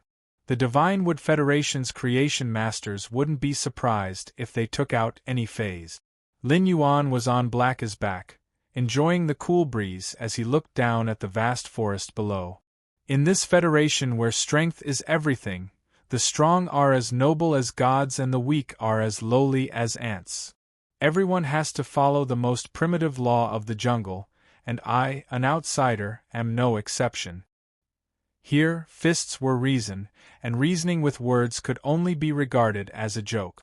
Lu Jie knew that Lin Yuan was going to Nanmu City to find Luoye to trade for the walnut tree. However, from the first time he saw Luoye and saw the way she stared at him, he could not help but feel a chill run down his spine. Lu Jie couldn't help but be wary of Luoye. When Luoye looked at him, her eyes seemed to have several sharp hooks. These sharp hooks wanted to hook him and drag him into a fallen world. Lin Yuan was only 18 years old and didn't know much about the matters between men and women. As Lin Yuan's retainer knight, he would never allow a woman like Luoye to sully Lin Yuan. Lu Jie decided that he would follow Lin Yuan wherever he went in Nanmu City. He could not give Luoye and Lin Yuan a chance to be alone. Xiao He had already been flying for a few hours, and it wouldn't take long for him to reach Nanmu City. He took out his cell phone, found the note that Luoye had handed him, and dialed her number. In a large mansion in the southern part of Nanmu City, a short-haired middle-aged man was looking at a woman who was holding a phone in her hand with a displeased expression. She had a despondent look on her face. Seeing that the woman didn't listen to his words at all, the short-haired man fiercely put down the 2 red jade-like walnuts in his hand and said, "Xiaoye, are you even listening to me? The Huang family has already sent people to visit you several times. You were young and liked to play, so I can follow you. Now you're old enough to talk about marriage. The Huang family is the same as our Luo family, a 2-star family. Huang Yu is the son of the Huang family's patriarch, Huang Zhan. Other than Huang Yu, there are no other males in the Huang family. You will marry into the Huang family. When Huang Yu takes over Huang Zhan's position, you will be the matriarch of the Huang family. Father isn't forcing you to marry Huang Yu. It's not like you have to marry the Huang clan. But Huang Yu has always liked you. You should try getting along with Huang Yu first. After we get to know each other, if you really don't like me, you can tell me. I can help you reject the marriage." This wasn't the first time he talked about marriage with Roya. It was just that Roya rejected him previously because she hadn't had enough fun and didn't want to stop so early. The people of the Divine Wood Federation were open, and Luoye felt that there was nothing shameful about what she had done before. But after getting married, he could no longer indulge himself like before. But now, it was no longer because she hadn't had enough fun. A few days ago, Luoye had already calmed down. Luoye's mind was now filled with only Lin Yuan. After seeing how outstanding that person was, Luoye didn't even put Huang Yu in her eyes, not to mention marrying him. Seeing how her father was earnestly persuading her, Luoye placed the phone on the table and said, "Father, you have been recommending those 3 clans to me for so many years. Father, you have been recommending those 3 clans to me for so many years because our Luo clan's overall strength is the weakest among the 4 Class 2 Creation Master clans in Nanmu City. But our Luo family is a Class 2 Creation Master clan. So what if our Luo family doesn't get married to one of the 3 clans?" Roya let out a sigh in response. Luoya was still too young and couldn't think of the crux. Right now, Nanmu City had 4 Class 2 Creation Master Clans and 1 Class 3 Creation Master Clan. Right now, the Class 3 Creation Master Clan, the Zhang family, was showing signs of wanting to integrate Nanmu City's Creation Master resources. Not long ago, the Zhang family even released the news that their patriarch had been promoted from a mid-class Class 3 Creation Master to an advanced Class 3 Creation Master. It was obvious that the Zhang family wanted to put pressure on the 4 Class 2 Creation Master clans.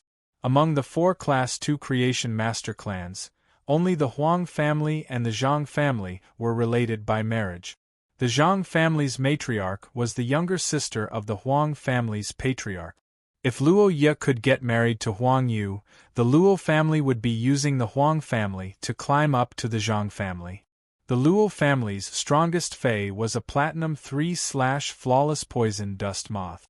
However, the Zhang family patriarch had a Platinum X/Fantasy Breed Corrosive Venomous Snake Flood Dragon. The Luo family didn't have the strength to go against the Zhang family. Roya had always doted on Luoya. Roya didn't want to force Luoya on matters of the heart and sacrifice her happiness. Just as Roya was about to persuade Luoya, she picked up the phone on the table again. She said to Roya seriously, "Father, I already have someone I like. Father, I already have someone I like." Upon hearing this, Rode knitted his brows immediately. However, Roya didn't get angry at Luoya and asked patiently, "Little Ye, don't tell me the person you like is a member of the bandits that you invested in previously?" Hearing this, Roha remembered the rough men in the Withered Cliff bandits who never bathed. She nearly retched. Seeing her disgusted expression, Roya knew that Luoya didn't like the members of the Dry Cliff bandits. If it wasn't someone from the Dry Cliff bandits, who else could it be? Could it be that Xiaoya was playing around with some guy and suddenly developed feelings for him? Roya decided to quickly cut off Luoya's thought. He wanted to let Luoya think about Huang Yu in peace. "Little Ye, is the man you like in Nanmu City now? If he is, ask him to come home and let me see him." Luoya didn't know what Roya was thinking. But when he mentioned Lin Yuan's whereabouts, Luoya felt aggrieved. "I also want to know where Lin Yuan is." But it had been almost 9 days, and the phone still didn't ring. Just as Luoya was in despair, her phone suddenly rang. When Luoya heard the ringtone of her phone, her eyes suddenly lit up, revealing a ray of hope. Luoya turned on her phone excitedly and found that it was indeed Lin Yuan's call. Luoya nervously grabbed the armrest of the recliner and carefully cleared her throat before picking up the phone. As soon as the call was connected, Luoya wanted to be more ladylike and wait for Lin Yuan to speak first. But for some reason, Luoya couldn't control herself after picking up the phone and said to Lin Yuan first, "Have you been busy for the past 2 days? I haven't seen you call me. When are you free to come to Nanmu City? I'll bring you around. There are a few small shops in Nanmu City that I've eaten in since I was young. They taste really good. Do some research and have a small explosion at the end of the month. I hope everyone can support me." End of this chapter. Chapter 1386. When Lin Yuan heard Luoya's words, he calculated the time and said, "I should be able to reach Nanmu City in an hour." Upon hearing Lin Yuan's words, Luoya stood up from the recliner excitedly. "Then I will pick you up at the gate of Nanmu City." Luoya's voice couldn't help but pause awkwardly. It would take at least 1.5 hours to reach the gate of Nanmu City by riding the Mist Anti-Poison Moth. However, Lin Yuan would reach Nanmu City in an hour. She couldn't let Lin Yuan wait for her at the gate of Nanmu City. Thus, Luoya changed the topic. "How about this? I will wait for you at the largest Nanmu Square in Nanmu City. It happens to be closer to my home. I have prepared 2 walnut trees for you. If it isn't enough, I can go home and get more for you." After Luoya finished talking with Lin Yuan, she hung up the phone. Luoya noticed that her father, Rode, was looking at her with a complicated expression. Rode's heart was in a dilemma. Rode had never seen Luo Ye so concerned about someone before. Rode noticed that Luo Ye's eyes were shining when she was on the phone. The light in her eyes couldn't lie.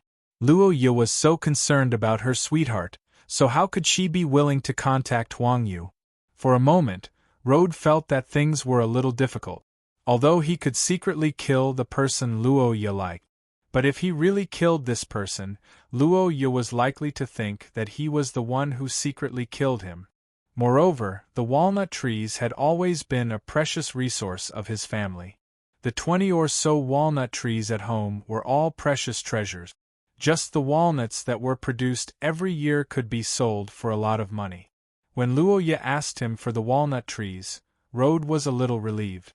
He thought that Luo Ye wanted to practice cultivating high-quality walnut. Now it seemed that he was thinking too much. Luo Ye wanted to give the walnut trees as a gift to the person she liked.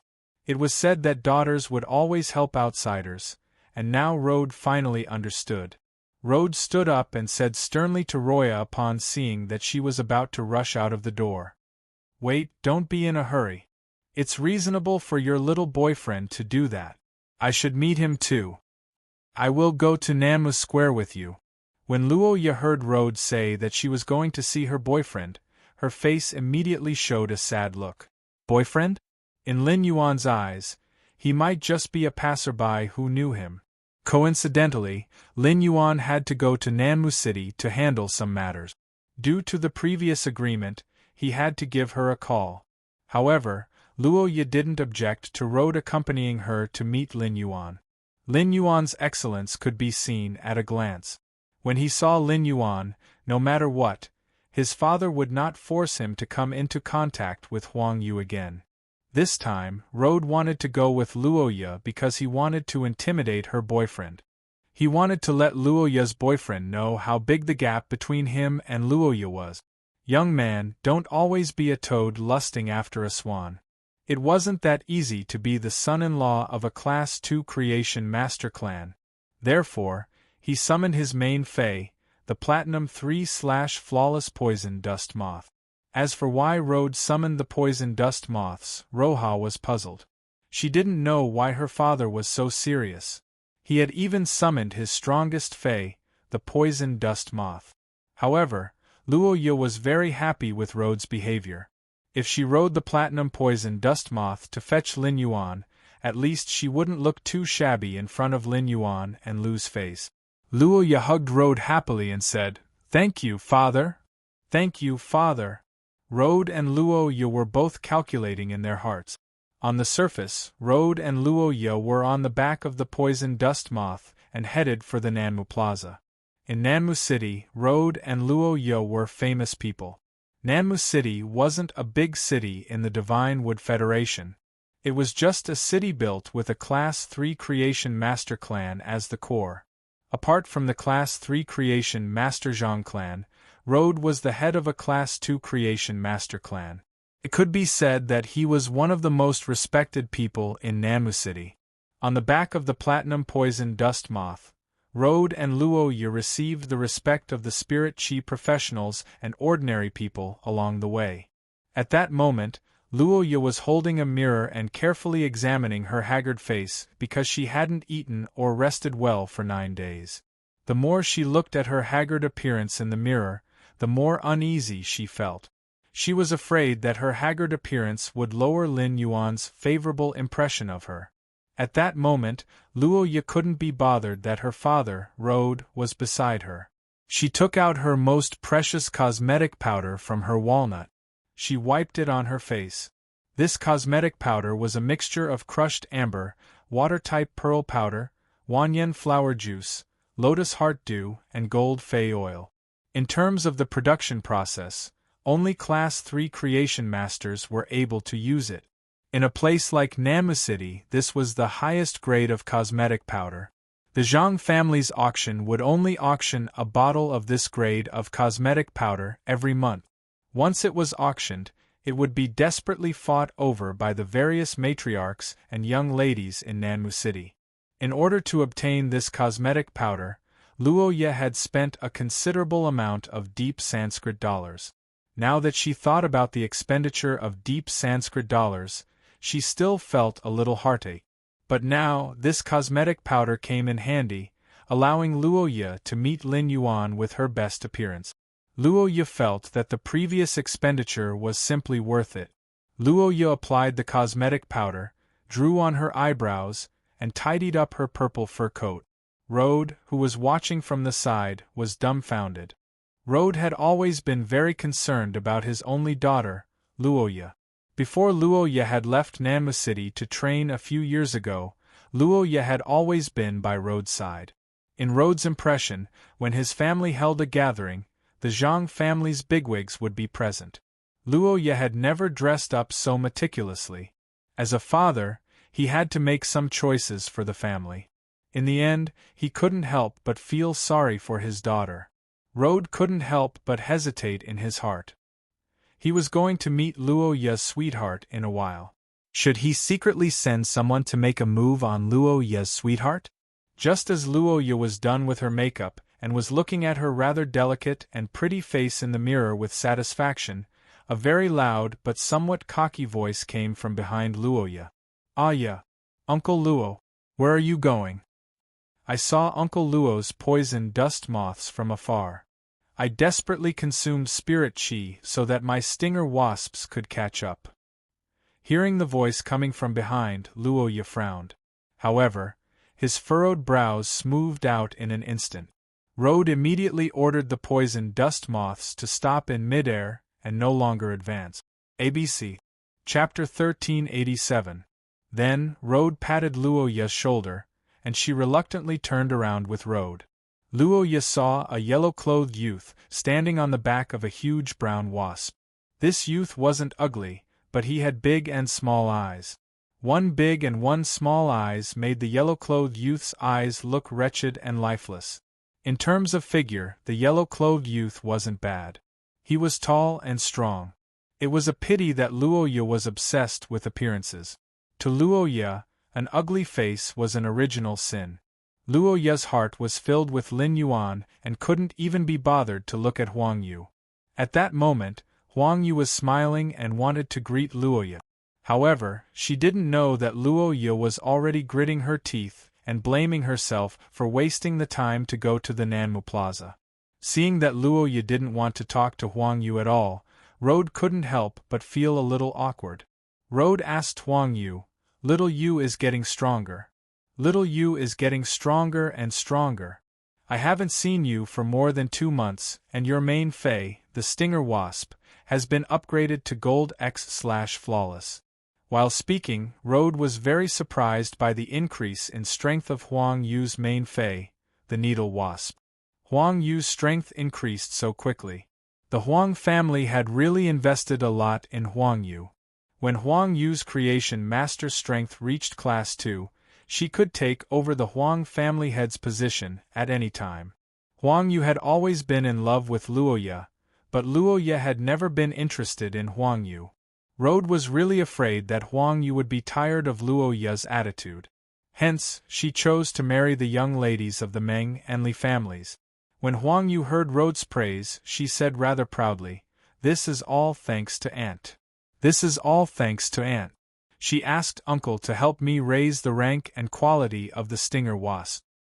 If it wasn't for Uncle's process of enhancing the Needle Wasp, the Needle Wasp's bloodline showed signs of mutation. The Needle Wasp that Uncle Luo is seeing now should be at Platinum." Upon hearing Huang Yu's words, Rode's heart shook. It turned out that the Zhang family head had helped Huang Yu enhance her Fei. Huang Yu's aunt married into the Zhang family and was the Zhang family's matriarch. Only Huang Yu's aunt would be able to persuade the Zhang family head to help a junior raise the strength of a Fei. This was the benefit of a marriage alliance. If Luo Ye and Huang Yu got married, the Luo family could use Huang Yu's relationship to become the Zhang family's distant in-laws. Out of respect for Huang Yu, the Luo family might be able to receive the Zhang family's favor. She watched as her father and Huang Yu chatted for almost 10 minutes without any intention of leaving. Luo Ye's heart became more and more frenzied. Luo Ye, who couldn't bear it any more, said to Huang Yu, Huang Yu, we need to go to Nanmu Plaza. It's urgent, so we'll be leaving first.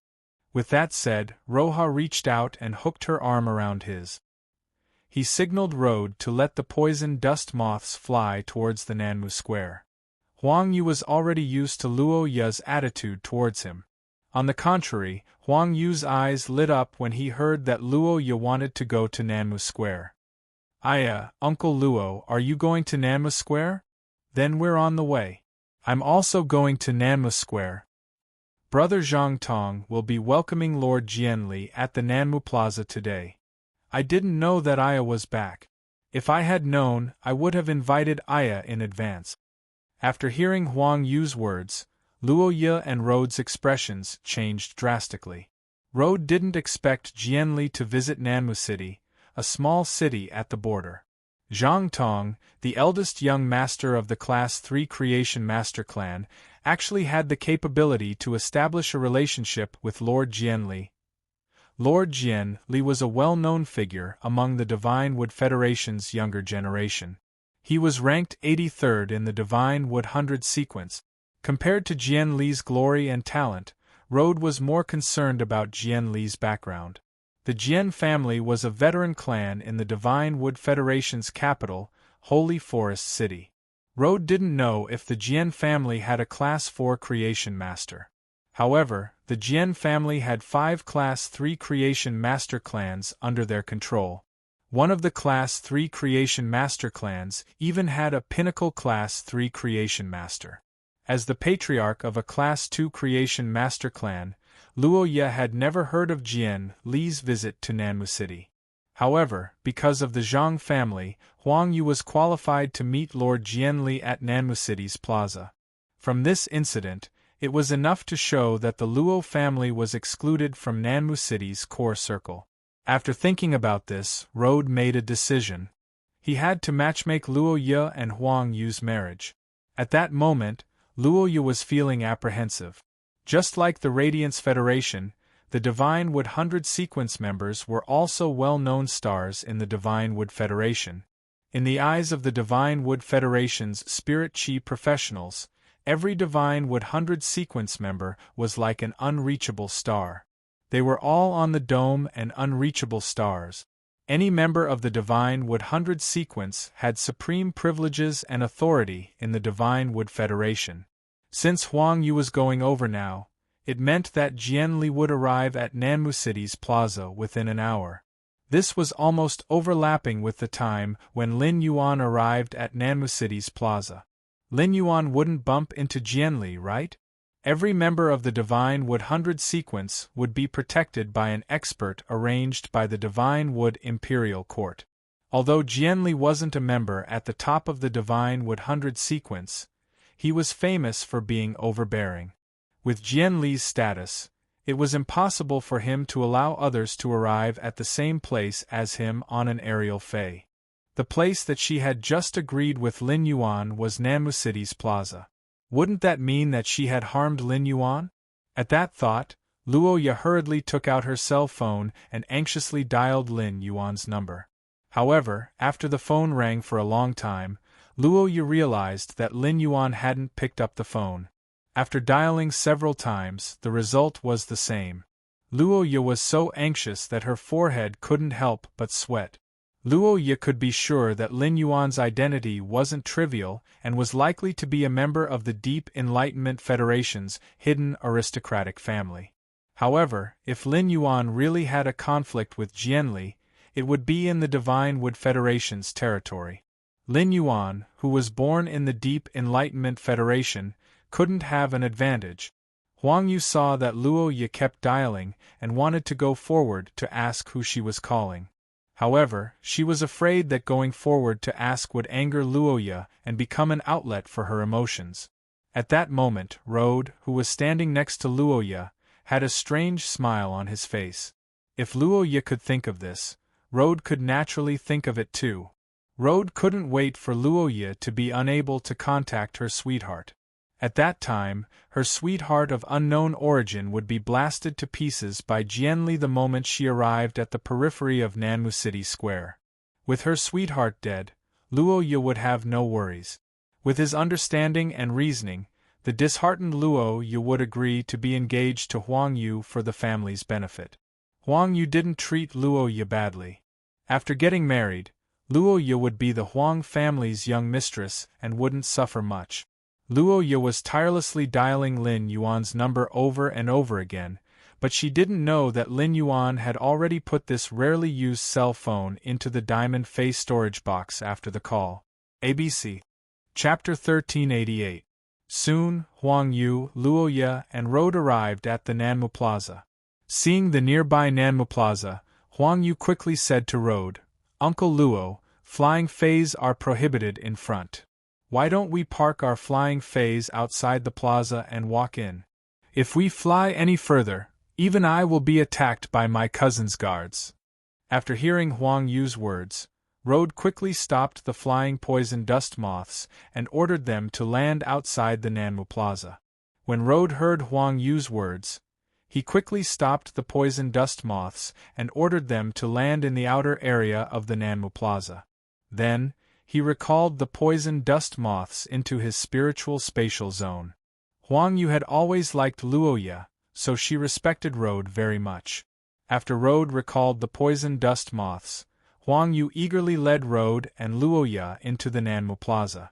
The Nanmu Plaza was usually the most lively place in Nanmu City, but it was currently surrounded by a large number of armored guards. It was heavily guarded. The plaza was no longer filled with vendors and spirit chi professionals who were strolling around. Along the way, Huang Yu had been greeting these guards, and they all recognized her. On account of Huang Yu, these guards didn't take the initiative to stop Luo Yu and Road. They allowed Huang Yu to bring them in. Road's expression didn't look good when he saw the guards' behavior. From the guards' eyes, Road could feel that they respected Huang Yu more than he did. After passing through layers of guards, Road saw a tall man in a green fur coat standing in the middle of the square. This person was Zhang Tong.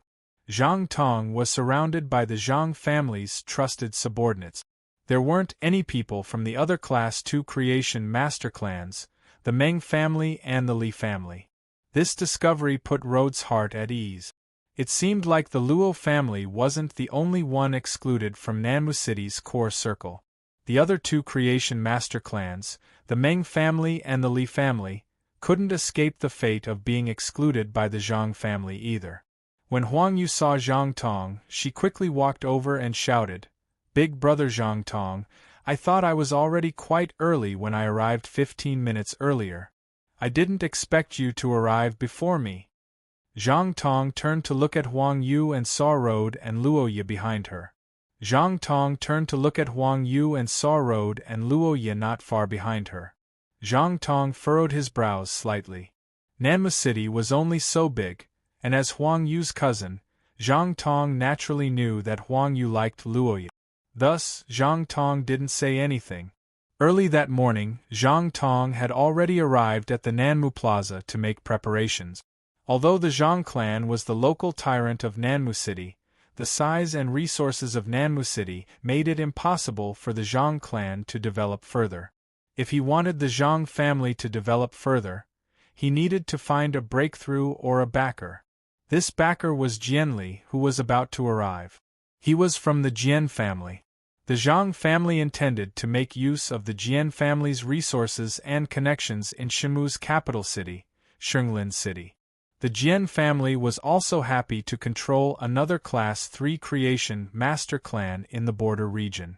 Moreover, Jianli and Zhang Tong had a personal relationship, so Jianli was willing to waste time on this trip. Huang Yu hurriedly explained when she saw the displeased look on Zhang Tong's face.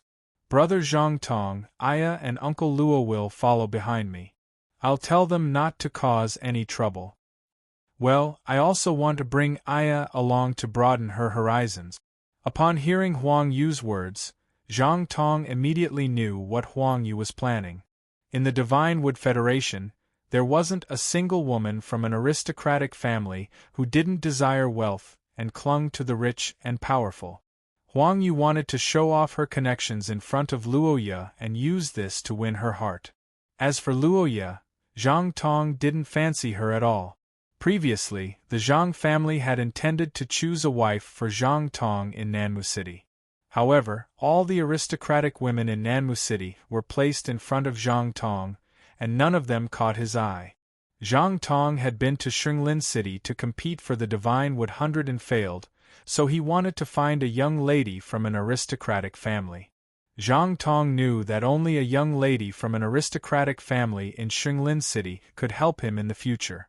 Although Zhang Tong wasn't interested in any of the young ladies from the aristocratic families in Nanmu City, he knew all the information about the young ladies from the aristocratic families in Nanmu City. There was a detailed introduction of what Luoya had been doing outside for the past few years. These detailed introductions made Zhang Tong worry whether his cousin's neck was tough enough and whether he could take on so many hats. No matter what, Zhang Tong didn't mind helping his cousin out. Luoya was so anxious that she almost cried when no one picked up Lin Yuan's call. When she saw Huang Yu explaining the rules in front of her father, Luoya had the thought of creating a ruckus in Nanmu Plaza and causing a commotion so that Lin Yuan could escape from danger. However, Luoya couldn't realize this thought. Luoya's strongest fei was the gold mist anti-poison moth. As long as Luoya dared to summon her fei, Road would stop her immediately without anyone making a move.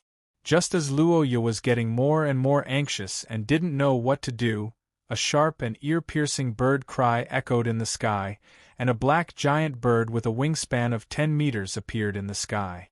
The giant bird's wings stirred up chaotic air currents and gathered into a 30-meter-tall tornado above Nanmu Plaza. The tornado created by the giant bird made the armors of the guards present clatter. On the back of the giant ink-colored bird stood a skinny and somewhat short young man.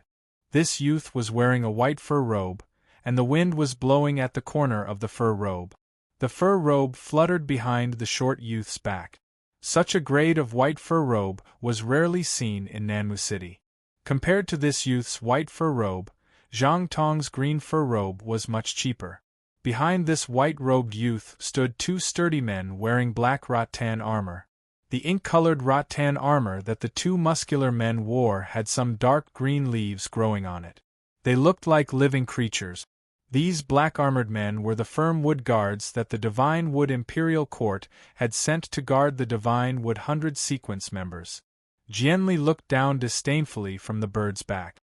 After seeing Zhang Tong, Jianli was ready to let the Platinum X/Legend Blade Feather Eagle Bird land. Before Jianli's Blade Feather Eagle Bird could land on the ground, the two sturdy wood guards on its back had already leaped down from the Blade Feather Eagle Bird's back.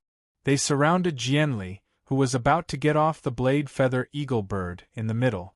When the blade-feathered eagle sparrow came to a stop and the tornado created by its wings disappeared, Jianli shook the white fur coat he was wearing.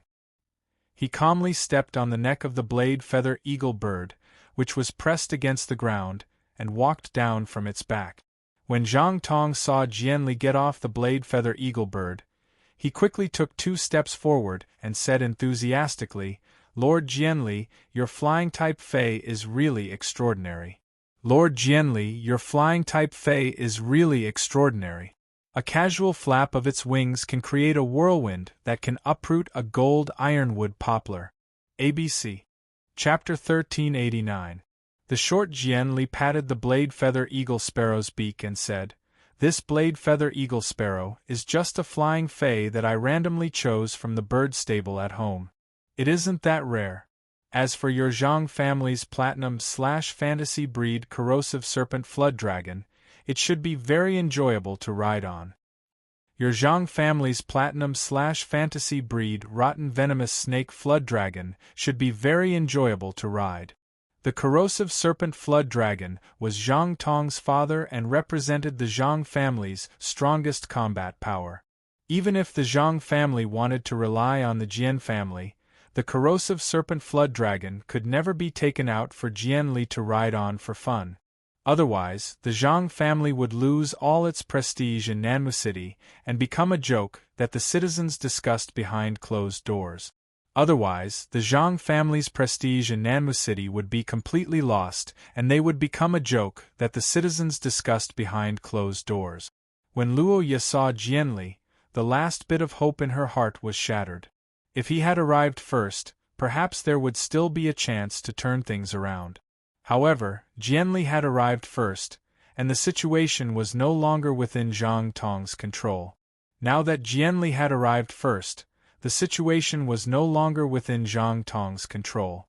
Everything that happened next would be up to Jianli. At that moment, Luo Ye, who was filled with worry and self-blame, felt Rode's elbow hit her arm hard. The intense pain brought Luo Ye back to her senses. Luo Ye, who came back to her senses, found that Jianli was staring at her. Luo Ye immediately cursed inwardly. At that moment, Jianli said in a playful tone, "What's wrong? You're dressed up so beautifully, but you're crying because you don't welcome my arrival? Or are you disappointed because you've only heard rumors about me before and realized that I'm not tall?" Jianli's voice became softer in the second half of his sentence. However, Jianli's words made Zhang Tong break out in a cold sweat. Zhang Tong knew that Jianli hated it the most when others mocked his height. It was obvious that Luo Ye's crying expression had caused Jianli to misunderstand. Zhang Tong didn't know if Luo Ye was disappointed by Jianli's height. However, Luo Ye's crying expression when welcoming Jianli was an original sin in itself. The Nanmu City Plaza was heavily guarded, and outsiders weren't allowed to enter. The Luo family insisted on entering with Huang Yu and incurred Jianli's wrath. Such behavior was simply slapping himself in the face. Luo Ye was merely a member of a Class 2 creation master clan. Did she really think that she was a young lady from one of those influential clans in the capital city's Holy Forest City? With Luo Ye's identity, she should be careful even when breathing in front of Jianli. Was she worthy of Jianli and marrying into the Jian family? Even Zhang Tong started to have an opinion about Huang Yu, who had attracted Luo Ye here. Luo Ye, who was worried about Lin Yuan, was shocked by Jianli. He was so scared that he couldn't speak. Luo De, who was next to Luo Ye, was also panicking, but he saw that Luo Ye was in a daze and didn't come forward to talk to Jianli. Rode mustered his courage and said to Jianli in a trembling voice, "Lord Jianli, how could my daughter be disappointed in you? My daughter is crying because the 100-man team that I managed previously encountered a dimensional rift at the border and was annihilated. Only I managed to escape. Because of this, my daughter has been grief-stricken. I didn't expect that she would lose her composure in front of Lord Jianli. Lord Jianli, you are charming and charming. My daughter only dares to look up to you. How would she dare to have any other thoughts?" When Rode had first spoken, Zhang Tong had thought that this matter might be over. If the bandit team that Luo Ye had joined had been annihilated, Jianli wouldn't be so overbearing and make things difficult for a woman from a Class 2 creation master family. When the time came, he would get someone to bring Luo Ye and Rode down, and the matter would be resolved. But when Rode said, "I only dare to look up to you," Zhang Tong's expression changed. This sentence had violated Jianli's taboo. Zhang Tong had personally witnessed Jianli trying to curry favor with someone who was taller than him. That person had been executed because he had said the words "look up to" Jianli. Zhang Tong saw that Huang Yu's expression changed and had the intention to speak up for Luo Ye. Zhang Tong coughed and looked at Huang Yu with sharp eyes. Huang Yu was worried about Luo Ye's situation and felt embarrassed that Luo Ye had disrupted Zhang Tong's plan. When she saw Zhang Tong's expression, Huang Yu was so frightened that she didn't dare to say anything. Jianli's expression had originally been playful. Now that he heard Rode's words, Jianli's expression turned completely gloomy. Zhang Tong came to Jianli's side and said apologetically, "Lord Jianli, they are the Luo family's family head and young lady. If Lord Jianli doesn't want to dirty your hands because of them, I'm willing to help you deal with them immediately. If Lord Jianli does not wish to dirty his hands because of them, I am willing to help Lord Jianli deal with them immediately." After speaking, Zhang Tong whistled with a strange rhythm and a very high pitch toward the northwest of the plaza. The whistle sounded a little like a snake's hissing. As soon as Zhang Tong blew the whistle, a mighty neigh rang out from the northwest. This snake-like hissing had a hint of prestige that belonged to a WRM species fey. A purplish-black, twin-horned Qilin snake that was nearly 25 meters long soared from the distance and flew toward Zhang Tong. While flying, this long snake, which had WRM species characteristics, hissed repeatedly and flicked out its black tongue that was nearly half a meter long. Its dark purple venomous fangs emitted an eerie chill under the sunlight.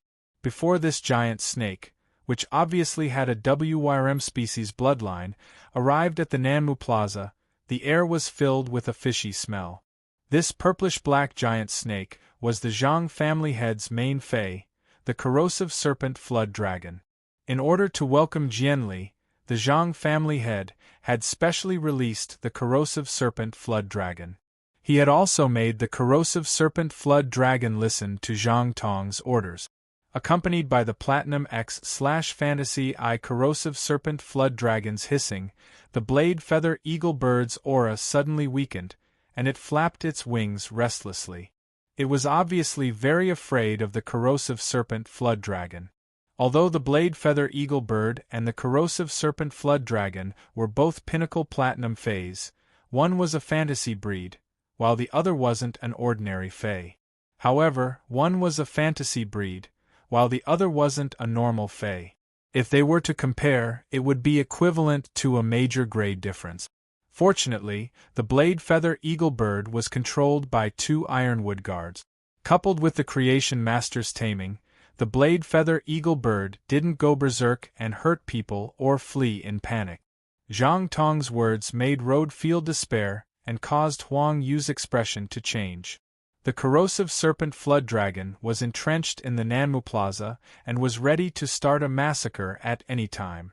It kept flicking out its black tongue, indicating that the corrosive serpent flood dragon was in a hungry state. Finally, Huang Yu looked at Luoya and recalled her father's teachings at home. She had no choice but to lower her head. The Huang family was also a Class II creation master aristocratic family. If it wasn't for her aunt, she wouldn't be qualified to welcome Jianli here. It wouldn't be of any use if she pleaded for Luoya now. She might even offend Lord Jianli and implicate the entire Huang family. ABC.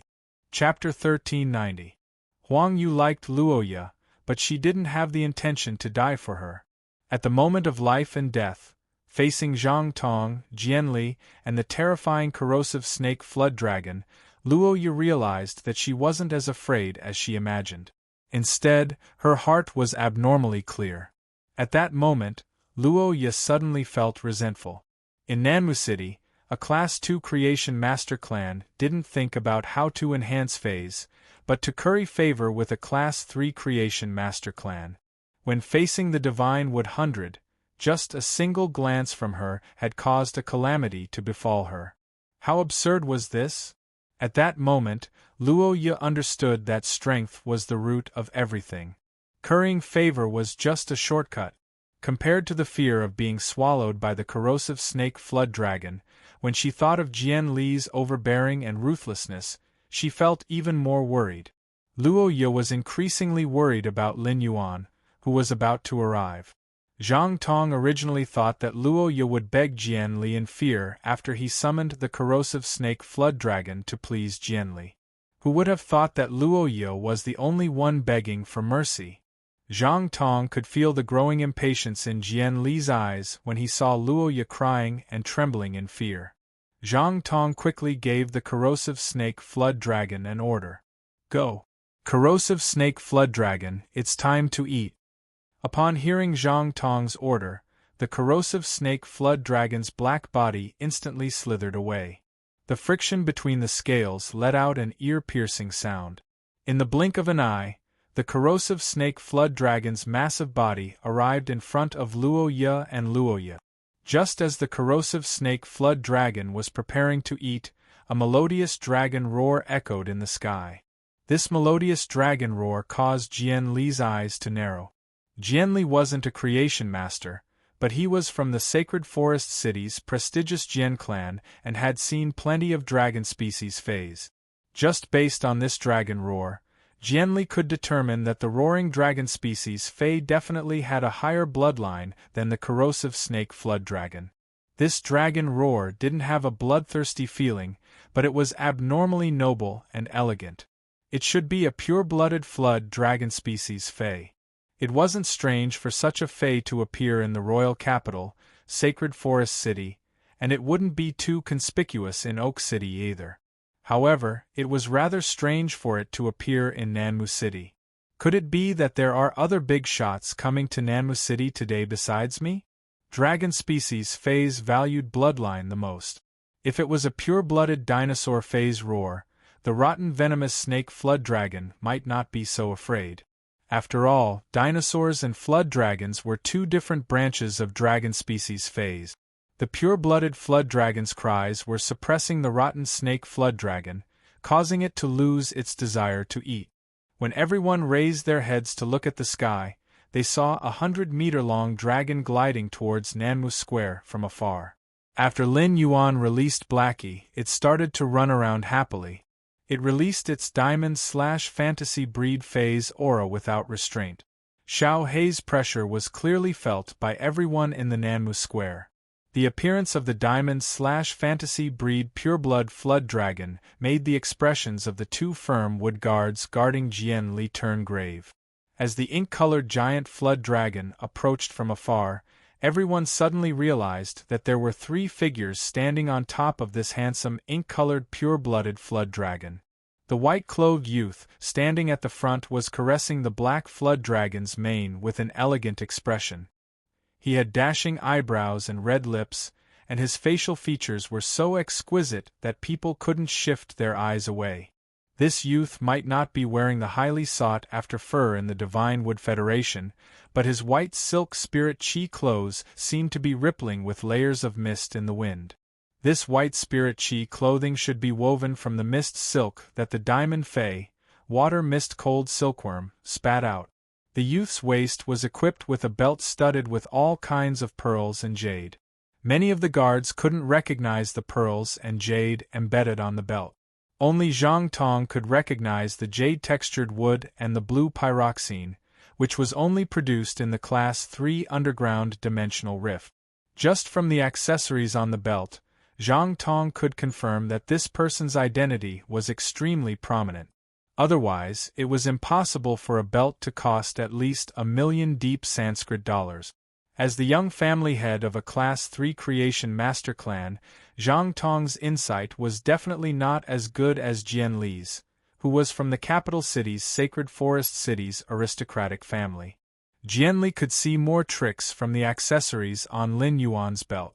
Zhang Tong thought that the light yellow wooden wheel embroidered at the edge of Lin Yuan's belt was jade-textured yellow willow wood. However, Jianli could see at a glance that the wooden wheel on Lin Yuan's belt was not jade-textured yellow willow wood but completely jade-textured jasper pear wood. The value of completely jade-textured jasper pear wood and yellow willow wood was hundreds of times different. As for the blue pyroxene, which Zhang Tong recognized only produced in the Class 3 underground dimensional rift, it was the most common item on the belt. The Milky Way jade and the sea vein stone were exquisitely embedded on the belt. The belt formed the scenery of the sea vein pearl. It was this belt that made Jianli repeatedly examine Lin Yuan and see his black hair and eyes. Jianli was sure that Lin Yuan was from a hidden aristocratic clan in the Deep Lore Federation. The Deep Lore Federation's hidden aristocratic clan controlled the entire On continent's Chamber of Commerce and controlled 60% of the On continent's wealth. Each of them was a colossus in the On continent. Although the Divine Wood Federation and the Iron Hammer Federation had always had bandits attacking the Deep Lore Federation's caravans, their main purpose was to frame each other. Plundering wealth was just incidental. From this, it could be seen that the Divine Wood Federation and the Iron Hammer Federation were reducing each other's impression in the Deep Lore Federation's Chamber of Commerce. It was very important for the Divine Wood Federation and the Iron Hammer Federation to show the Deep Lore Federation's Chamber of Commerce's view. Because Jianli was born in the Holy Forest City's Jian family, he would always know much more than ordinary people. This also made Jianli more afraid of the Deep Lore Federation's aristocratic clans than Zhang Tong. It could be said that after confirming Lin Yuan's identity with a belt, Jianli decided to rope him in, even if he could not become Lin Yuan's friend after a round of roping. At the very least, he would not become an enemy. When Jianli looked behind Lin Yuan, he saw Lu Jie and Ji Feng behind him. Lu Jie was dressed in black armor, and Ji Feng was dressed in a black robe. Neither of them were wearing fur coats, but Jianli could sense an extraordinary air of nobility coming from them. Lu Jie was a Radiance 100 Sequence member and a disciple of the chief guard of the Radiance Spirit Guards. If Lu Jie came to the Divine Wood Federation with this identity, the Divine Wood Federation would specially hold a reception for him in the Divine Wood Royal Court to entertain him. At that time, the Divine Wood City's aristocratic clans would fight to the death for an invitation to join the reception. Ji Feng was very down and out when he met Lin Yuan, but he was indeed the young family master of the Whale Ocean Trade's Ocean Sky lineage, one of the three top factions. The aristocratic aura accumulated in his youth could not be erased no matter how hard he tried. Jianli could be sure that the three people on the Diamond/Fantasy Breed Black Flood Dragon all had extraordinary origins. ABC. Chapter 1391. Lu Jie and Ji Feng, who were dressed in black armor and black robes, were like stars surrounding the moon. It was enough to show that Lin Yuan had the highest status among the three of them. Roha was ready to die calmly, but he heard a dragon roar from the sky. Luo Ye didn't expect it to be Lin Yuan. After all, Luo Ye knew too little about Lin Yuan. She only knew that he had a white cat with many tails. When the black flood dragon got close, Luo Ye's eyes were immediately attracted to Lin Yuan after noticing him. Previously, Luo Ye had been traveling with Lin Yuan and would secretly size him up 5 or 6 times every minute. Luo Ye believed that she could see Lin Yuan's appearance very clearly. Although his facial features had not changed, the change in his bone structure made Luo Ye feel that he was much more handsome than before. It was difficult to conceal the nobility of his temperament. If Lin Yuan had such a temperament back then, no matter how dirty he had smeared his body, he would not have been able to resist. Luo Ye would not just treat him as a lost member of a small caravan. In the midst of despair, the white-robed youth arrived on a dragon, like a deity. Luo Ye was mesmerized by the fluttering hair on the forehead of the white-clothed youth. Lin Yuan, who was on Little Black's back, was confused. He didn't understand why Luo Ye wanted to meet him in such a crowded place. Moreover, most of the people in the Nanmu Square were guards. It wasn't as lively as Luo Ye had described. Why was there a platinum-level purplish-black snake in the square all of a sudden? In a city like Nanmu City, such a fae should be a very high-grade fae. Lin Yuan subconsciously used Morbius True Data to check this black snake's attribute. With one look, Lin Yuan could not help but twitch his mouth. This Platinum X/Fantasy Rotten Snake Flood Dragon's low-grade skill and first exclusive skill indicated that it was good at taking the physical route. However, the person who nurtured this corrosive poisonous flood dragon serpent had lured it to develop on the path of poison. He had arbitrarily changed the phase development path and didn't use pure spirit chi to guide it. This meant that the corrosive venomous flood dragon might never have the chance to evolve its bloodline again. When poison-type phase were at silver, gold, and platinum, they indeed had combat power that far surpassed other phase of the other elements. But if he went further up, the poison-type phase would be of little value. When they arrived at Nanmu City, Lin Yuan patted Little Black's dragon horn and said, "Little Black, let's go to Nanmu City. Little Black, don't disturb the people. Restrain your aura when you're in the city." Lin Yuan's action of touching the little black dragon's horn almost caused it to go limp and fall from the sky. Previously, he had touched Blackie's dragon horn, which was the most sensitive part of a flood dragon fae. Blackie was very vexed. It had clearly told Lin Yuan not to touch the corners, so why was Lin Yuan touching them now? However, Blackie was not averse to Lin Yuan touching its dragon horn. Therefore, Blackie stopped reminding Lin Yuan and obediently listened to him. He retracted his aura. Xiao He withdrew the aura of a pure-blooded flood dragon, and the rotten venomous flood dragon on the ground was immediately freed from its state of fear. The corrosive poisonous flood dragon still remembered Zhang Tong's instructions. The snake immediately opened its mouth and attacked Roha. Compared to Roha was obviously more delicious. Therefore, the corrosive poisonous flood dragon decided to start with Luoya. This scene made Lin Yuan frown abruptly, and he immediately ordered Blackie, "Blackie, don't be afraid. Blackie, use Spirit Purity Burst to stop this corrosive poisonous flood dragon." When Blackie heard Lin Yuan's order, it immediately swung its tail, and a black scale fell off the tip of its tail. Then, a ball of pure spiritual energy surged out of Little Black's body. After attaching this ball of pure spiritual energy to the black scales, Little Black flicked its tail. Blackie swung its tail and ruthlessly whipped the black scale. Just as the corrosive poisonous flood dragon was about to bite Roha, the black scale blasted on the corrosive poisonous flood dragon's body. It blasted a huge hole on the corrosive poisonous flood dragon's coiled body. Under the intense pain, the corrosive poisonous flood dragon raised its head and let out a painful hiss. Lin Yuan nodded with satisfaction when he saw Blackie's exclusive skill, Spirit Purity Burst.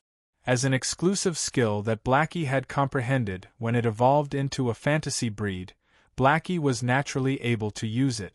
However, when Blackie used Spirit Purity Burst, the spirit chi it used was far less pure than Lin Yuan's spirit chi. This caused Blackie's Spirit Purity Burst to be far weaker than Lin Yuan's. Blackie might be a support-type fae, but when it came to a fight, its combat ability wasn't weak. Blackie might not be able to defeat a power offense-type fae of the same grade when it used Spirit Purity Burst. However, it was still more than enough to defeat a power offense-type fae that was one grade weaker than it.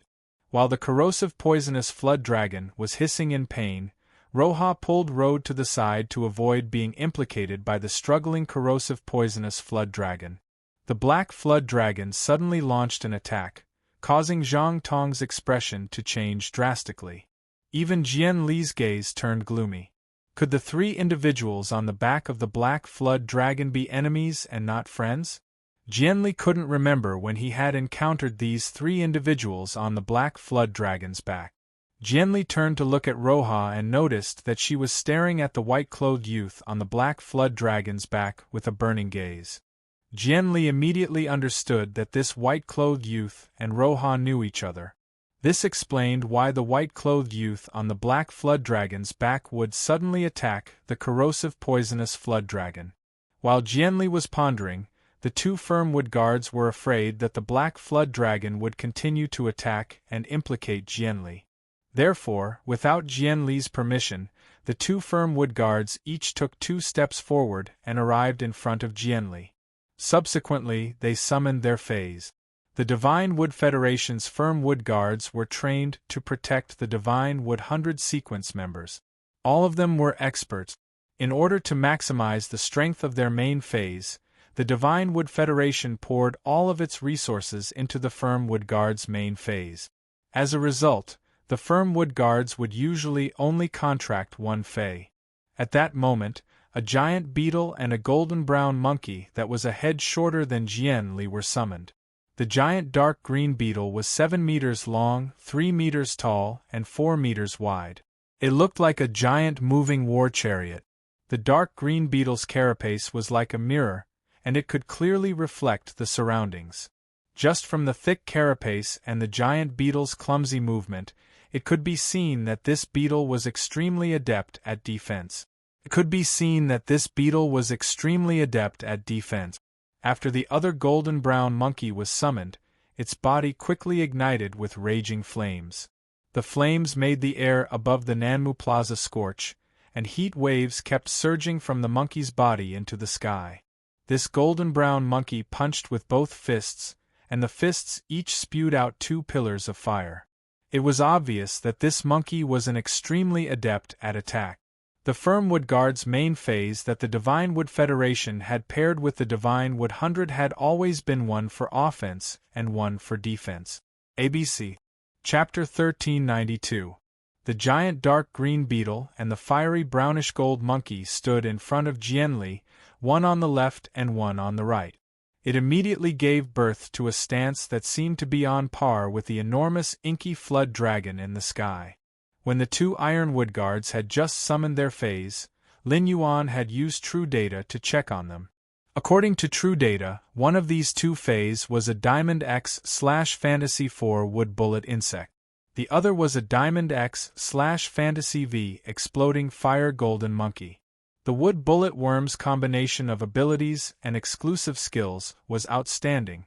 Its mirror-like back armor had the ability to reflect damage to a certain extent.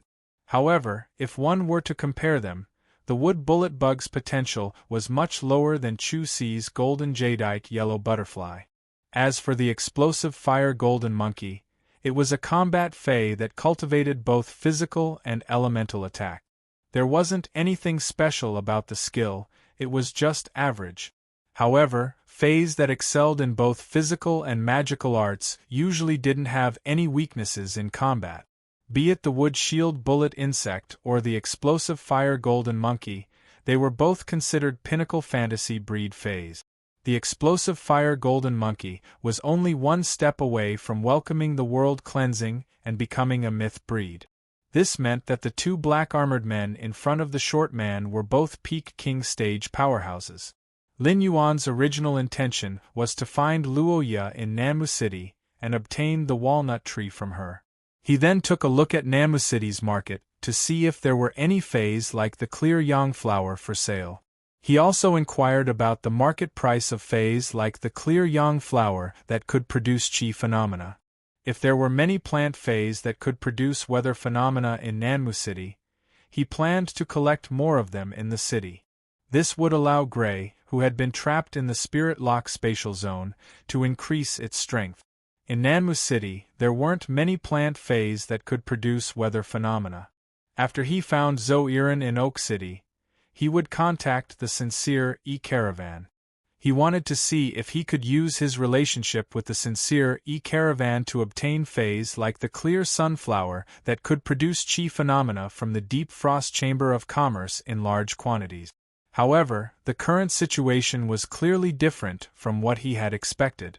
When Jianli saw that the 2 Firm Wood Guards had summoned their main faes, he quickly prepared to berate them. If the faes were to assume an offensive stance, it would obviously make the atmosphere stiff. At that time, how would he be able to rope in and befriend the white-clothed youth on the back of the inky flood dragon?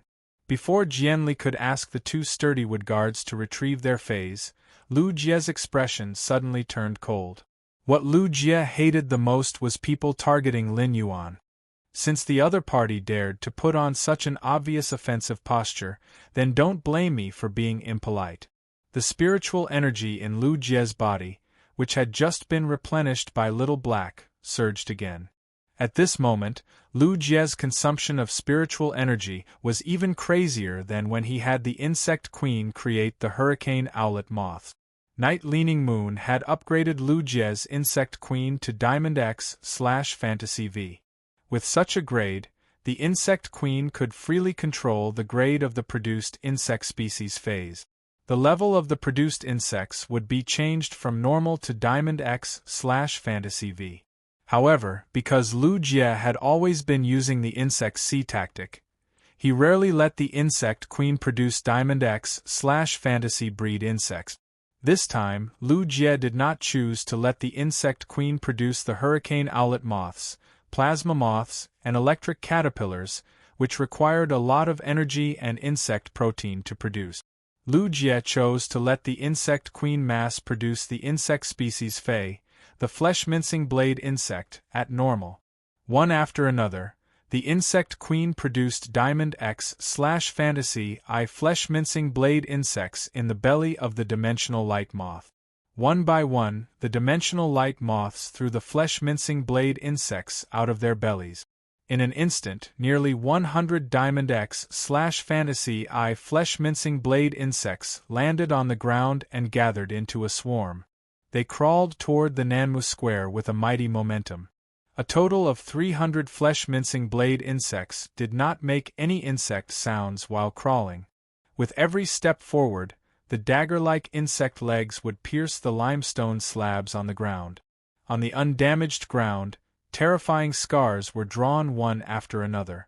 If it was a Diamond X/Fantasy I flesh-mincing blade insect, the two sturdy wood guards would not be afraid. After a simple battle, the two sturdy wood guards commanded their fays to kill the Diamond X/Fantasy I flesh-mincing blade insects. After all, the wood bullet insect was a Fantasy 4 fay, while the explosive golden monkey was a Fantasy V. However, when the insects formed a swarm, things began to change. Over 300 Diamond/Fantasy breed insects were a terrifying combat power that Nanmu City had never seen before. Such a team of flesh-mincing blade insects was enough to turn Nanmu City into a living hell. Even Jianli, who had seen big scenes, could not help but gasp when he saw the swarm of Diamond/Fantasy breed insect species phase. After doing all this, Lu Jie looked at Lin Yuan. He asked Lin Yuan if he wanted the flesh-mincing blade insects to attack the wood bullet insect and the explosive golden monkey. Lin Yuan shook his head gently at Lu Jie. The situation was unclear, so there was no need to make a move. The pinnacle king-class experts that he had to look up to a few months ago were no longer a threat to Lin Yuan. Killing those two pinnacle king-class experts would not benefit Lin Yuan at all. Just as Blackie was about to touch the ground, Lin Yuan waved his hand and stored Blackie in his spiritual spatial zone. Lin Yuan, Lu Jie, and Ji Feng landed on the Nanmu Plaza in a carefree manner. Zhang Tong and the others' pupils shrank when they saw this scene. Everyone clearly saw that when the youth in white had stored the ink-colored flood dragon, he had not taken out the walnut that could hold items. This meant that the ink-colored flood dragon was this youth's contracted fey. It was simply too shocking. How old was this youth in white to have a Diamond/Fantasy breed fey? Jianli was the divine wood 100 sequence 83rd, and his strongest fey was only gold X/Fantasy I. Jianli had always been proud of his strength. However, compared to this youth in white, his strength was not enough at all. Upon seeing Lin Yuan walking in his direction, Jianli hurriedly said to the two ironwood guards beside him, "What are you two doing? What are you two doing? Why did you summon a fey when a friend is here?" Jianli's voice was very loud and it reached everyone's ears. It made Zhang Tong's heart skip a beat. He had gotten up early in the morning to set up this place for Jianli. In order to help Jianli vent his anger, he had even summoned the strongest corrosive serpent flood dragon. The corrosive serpent flood dragon had been seriously injured by the ink-colored flood dragon's attack just now. It was still rolling on the ground and hissing. However, facing the person who had injured the corrosive serpent flood dragon, Jianli put on a smiling face. He even affectionately called that person a friend. When Zhang Tong heard the word friend, he only felt that it was extremely ironic. If that youth in white was a friend, then what was he? ABC. Chapter 1393. Lin Yuan did not know Jianli, so he ignored Jianli's greeting. Lin Yuan only knew Luoya, so he simply waved at her. He decided to ask about Luoya's situation first. Upon seeing Lin Yuan waving at her, Luoya hurriedly pulled the bewildered Roger and ran toward him. Previously, Rhodes' face was full of fear, thinking that he would be buried in the snake's stomach because of Roya's expression. Who would have thought that an ink-colored giant flood dragon would appear in the sky and save him and Luoya? Rhodes suddenly had a guess in his mind. Among the three people on the back of the enormous inky flood dragon, could one of them be Luoya's boyfriend? If he had known this would happen, he wouldn't have forced Luoya to interact with Huang Yu and marry into the Huang family. Didn't they see that even Lord Jianli was expressing goodwill towards the three people on the back of the inky black flood dragon? Seeing the young man in white waving to Luoya, Rode was even more sure of his guess. Slowly, Rode stopped trembling and straightened his back. It was as though Rode's status in the Nanmo Plaza had become higher than Zhang Tong and Jianli. Lin Yuan asked as he looked at Luoya, who had run in front of him. Didn't we agree to meet here? What's going on here? Upon hearing his question, Luoya lowered her head in embarrassment. Luoya turned to look in Zhang Tong and Jian Li's direction and discovered that Zhang Tong was looking at her threateningly. Roha's eyes flashed. He hurriedly turned around and said to Lin Yuan, "Don't worry. I didn't know that Zhang Tong was here to welcome Lord Jianli, so I decided to meet him here. Fortunately, there was no misunderstanding." After saying that, Luoya lowered her voice and explained softly to Lin Yuan. Zhang Tong is the young patriarch of a Class 3 Creation Master Clan in Nanmu City. Lord Jianli is a Divine Wood 100 Sequence member. At this time, Luoya's heart was full of grievances. Just because her gaze was wrong, she almost died in the mouth of the corrosive poisonous snake flood dragon. However, Luoya knew that their relationship was too shallow. If she had to clarify her relationship with Lin Yuan, it was when they were facing the Class 2 underground dimensional rift at the border of the Divine Wood Federation and the Iron Hammer Federation. He owed Lin Yuan his life. Thus, Luoya did not tell Lin Yuan about the specific situation. She only said that it was fortunate that no misunderstanding had occurred. If Lin Yuan had not been riding on the Black Flood Dragon, it would have been a different story. Based on the situation just now, he knew that something must have happened here. However, Lin Yuan did not care about this. Zhang Tong was the young family head of a Class 3 Creation Master Clan, and he could do whatever he wanted in Nanmu City. However, Lin Yuan did not take it seriously at all. If he wanted a Class 3 Creation Master, he would need less than 2 days. Genius was able to nurture a Class 3 Creation Master's 100 Questions beast. A Class 3 Creation Master was worthless to Lin Yuan. However, Jian Li's identity as a Divine Wood 100 Sequence member piqued his interest. If Lin Yuan could use such an identity, he could quickly open the door to the Divine Wood Federation's upper-class society. At the same time, he learned first-hand information that only the upper echelons of the Divine Wood Federation could know. While Lin Yuan was interested in Jian Li's identity, Jian Li had already taken the lead and walked toward Lin Yuan. Upon seeing Jian Li walking toward the white-clothed youth, the two Atomwood guards beside Jian Li and Zhang Tong hurriedly followed Jian Li's footsteps and walked toward Lin Yuan together. When Luoya saw Jian Li and Zhang Tong walking towards her, she subconsciously shrank back in fear. Lin Yuan noticed Luoya's reaction. When he thought about the platinum corrosive venomous snake that wanted to devour Luoya, he roughly understood the current situation. Lu Jie had been paying attention to Lin Yuan's eyes and saw him looking at Jian Li with interest. Lu Jie immediately understood Lin Yuan's intentions. Coincidentally, the rotten venomous flood dragon was struggling on the ground. In order to stop the bleeding from the large hole in its body, it quickly grew new flesh. The corrosive venomous flood dragon used its tail to bind the wound and continuously tightened its grip on the wound.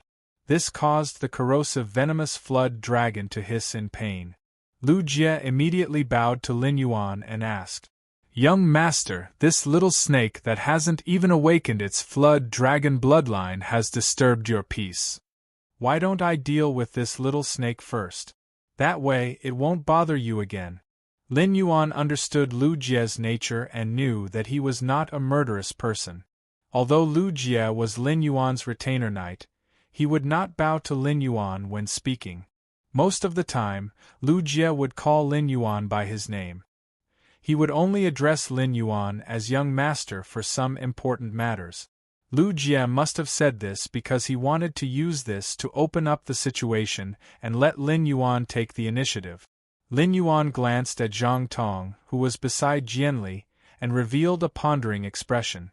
It was as though he was considering if Lu Jie's suggestion was feasible. Upon hearing Lu Jie's words, Zhang Tong's expression suddenly changed. He was currently in the same despair as Luoya. The corrosive venomous flood dragon was his father's main fei and the Zhang family's strongest combat power. Once the corrosive venomous flood dragon was killed, it would definitely cause his father's spiritual energy to be damaged. Class 3 creation masters relied on spiritual energy to concoct spirit fluid. Spiritual energy damage would cause his father to fall from his position as a Class 3 creation master. At that time, the Zhang family, a Class 3 creation master family, would cease to exist. Without his father, the Zhang family would immediately lose its value in Jian Li's eyes. The Zhang family had accumulated power in Nanmu City for many years and had always been overbearing. If his father fell, the Zhang family would lose their strongest combat power. The Huang family wouldn't target the Zhang family because of his mother. However, the Luo family, the Meng family, and the Li family would definitely join forces to resist the Zhang family. In addition, Luoya knew that white-clothed youth, and he might continue to attack the Zhang family after killing the corrosive venomous flood dragon. Zhang Tong turned around and looked at Jianli with pleading eyes. He only hoped that Jianli could speak up for him. In the end, Zhang Tong saw Jianli looking at the white-clothed youth with astonishment. When Jianli noticed Zhang Tong's pleading eyes, Jianli merely glanced at him and didn't express anything else. Jianli's indifference caused Zhang Tong's heart to turn cold. Jianli originally thought that the three individuals on the inky flood dragon's back were of the same trade. The three of them had an extraordinary aura and looked like the young masters of the Deep Enlightenment Federation's hidden aristocratic clans. However, he didn't expect the black-armored youth to be the white-clothed youth's servant. Furthermore, this swarm of insects was a technique unleashed by the black-armored youth. The servant had the aura of a descendant of an aristocratic clan, and his strength was appalling. This made Jianli even more unable to see through Lin Yuan's strength. Even his steps forward became a little hesitant, and he wasn't as calm as before. After Zhang Tong confirmed that Jianli didn't have any intention to help him, he gritted his teeth and took 2 steps forward. He then knelt on one knee and said, "Brother Lin, I'm sorry." ABC. Chapter 1394. Young Master, the corrosive snake flood dragon is my father's fei. I didn't mean to offend you. Pain is a fei's instinct, but I didn't know that the corrosive snake flood dragon's hissing would make you feel noisy. I will immediately let the corrosive snake flood dragon leave this place so that it won't disturb you again. Zhang Tong's face was pale, but he was gritting his teeth and pleading. Lin Yuan had a rough idea of Zhang Tong's personality. Zhang Tong had taken a few glances at Jianli before pleading. According to Luoya, Zhang Tong had welcomed Jianli here. It meant that Zhang Tong and Jianli had a certain friendship. As a Divine Wood 100 sequence member, Jianli's status was much higher than Zhang Tong, who was from a Class 3 Creation Master clan. But when Zhang Tong was pleading, Jianli didn't speak up for him. It seemed like Jianli was exceptionally cold. Just as Zhang Tong thought that Lin Yuan wouldn't agree, and the insect swarm was about to move, Zhang Tong heard a clear and pleasant voice ring out in his ears. Since you said it, pain is a fei's instinct. What is there to blame for a fei's instincts? Zhang Tong was startled by Lin Yuan's words. Zhang Tong gently raised his head and unexpectedly met Lin Yuan's gaze. The youth's pure black eyes were as deep as the starry sky, and Zhang Tong felt as though he was staring into an unfathomable abyss.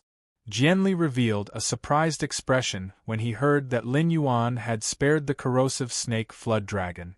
Jianli took a step forward and said, "Zhang Tong, why aren't you thanking this young master again?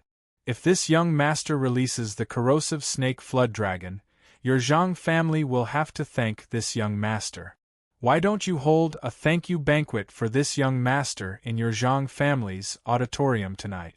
Jianli's words made it seem as if he was trying to find a way out of this embarrassing situation for Zhang Tong. It wasn't that Jian Li didn't want to help Zhang Tong, but he didn't have time to plead. In fact, it was because the bugs present made Jian Li very uncomfortable. Just now, two of his firm wood guards had summoned their fays and were in an obvious attacking stance towards that black flood dragon. These insects had been summoned because of the previous confrontation.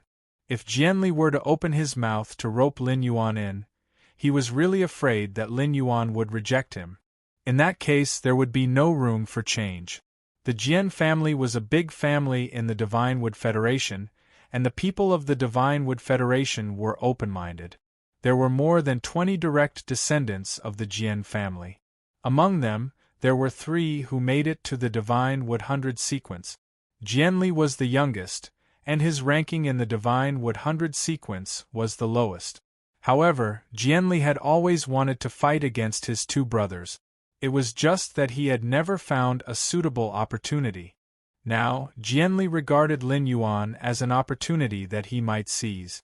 In the great aristocratic families, even though everyone around them was related by blood, they were all cold. The only way was to climb up to the highest position.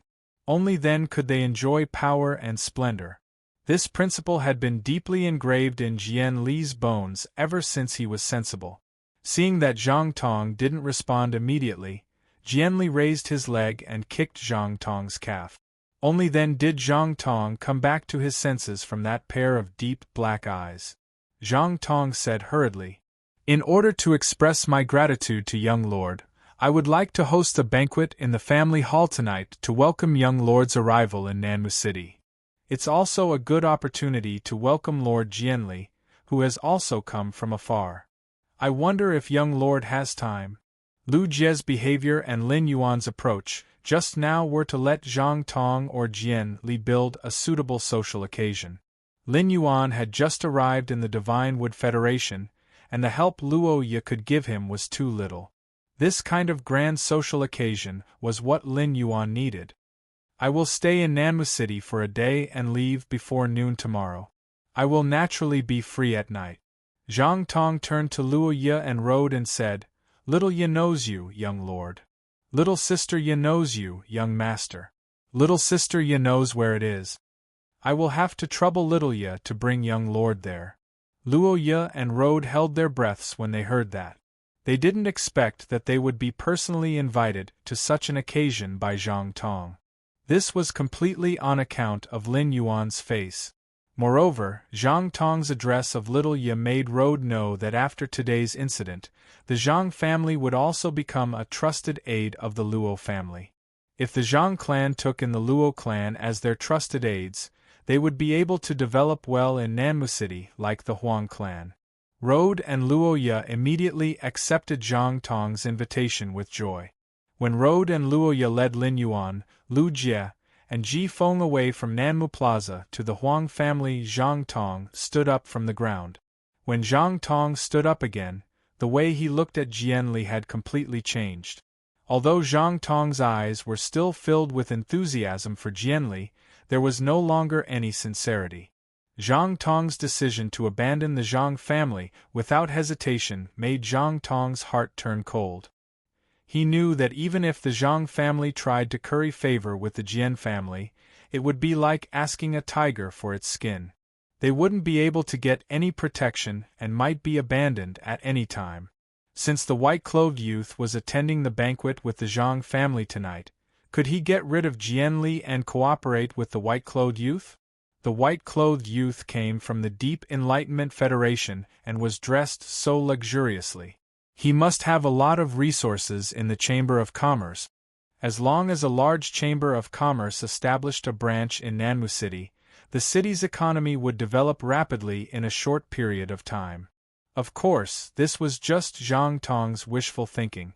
Nanmu City's geographical location determined that the Chamber of Commerce couldn't establish a branch in the city. However, if the Zhang family could work for the white-clothed youth in the future, the Zhang family might be able to develop better than having a Chamber of Commerce establish a branch in Nanmu City. Everyone present had their own thoughts. Zhang Tong had originally planned to personally bring Jian Li back to the Zhang family to rest. However, Zhang Tong was already disappointed with Jianli, so he found an excuse to clean up the mess at Nanmu Plaza.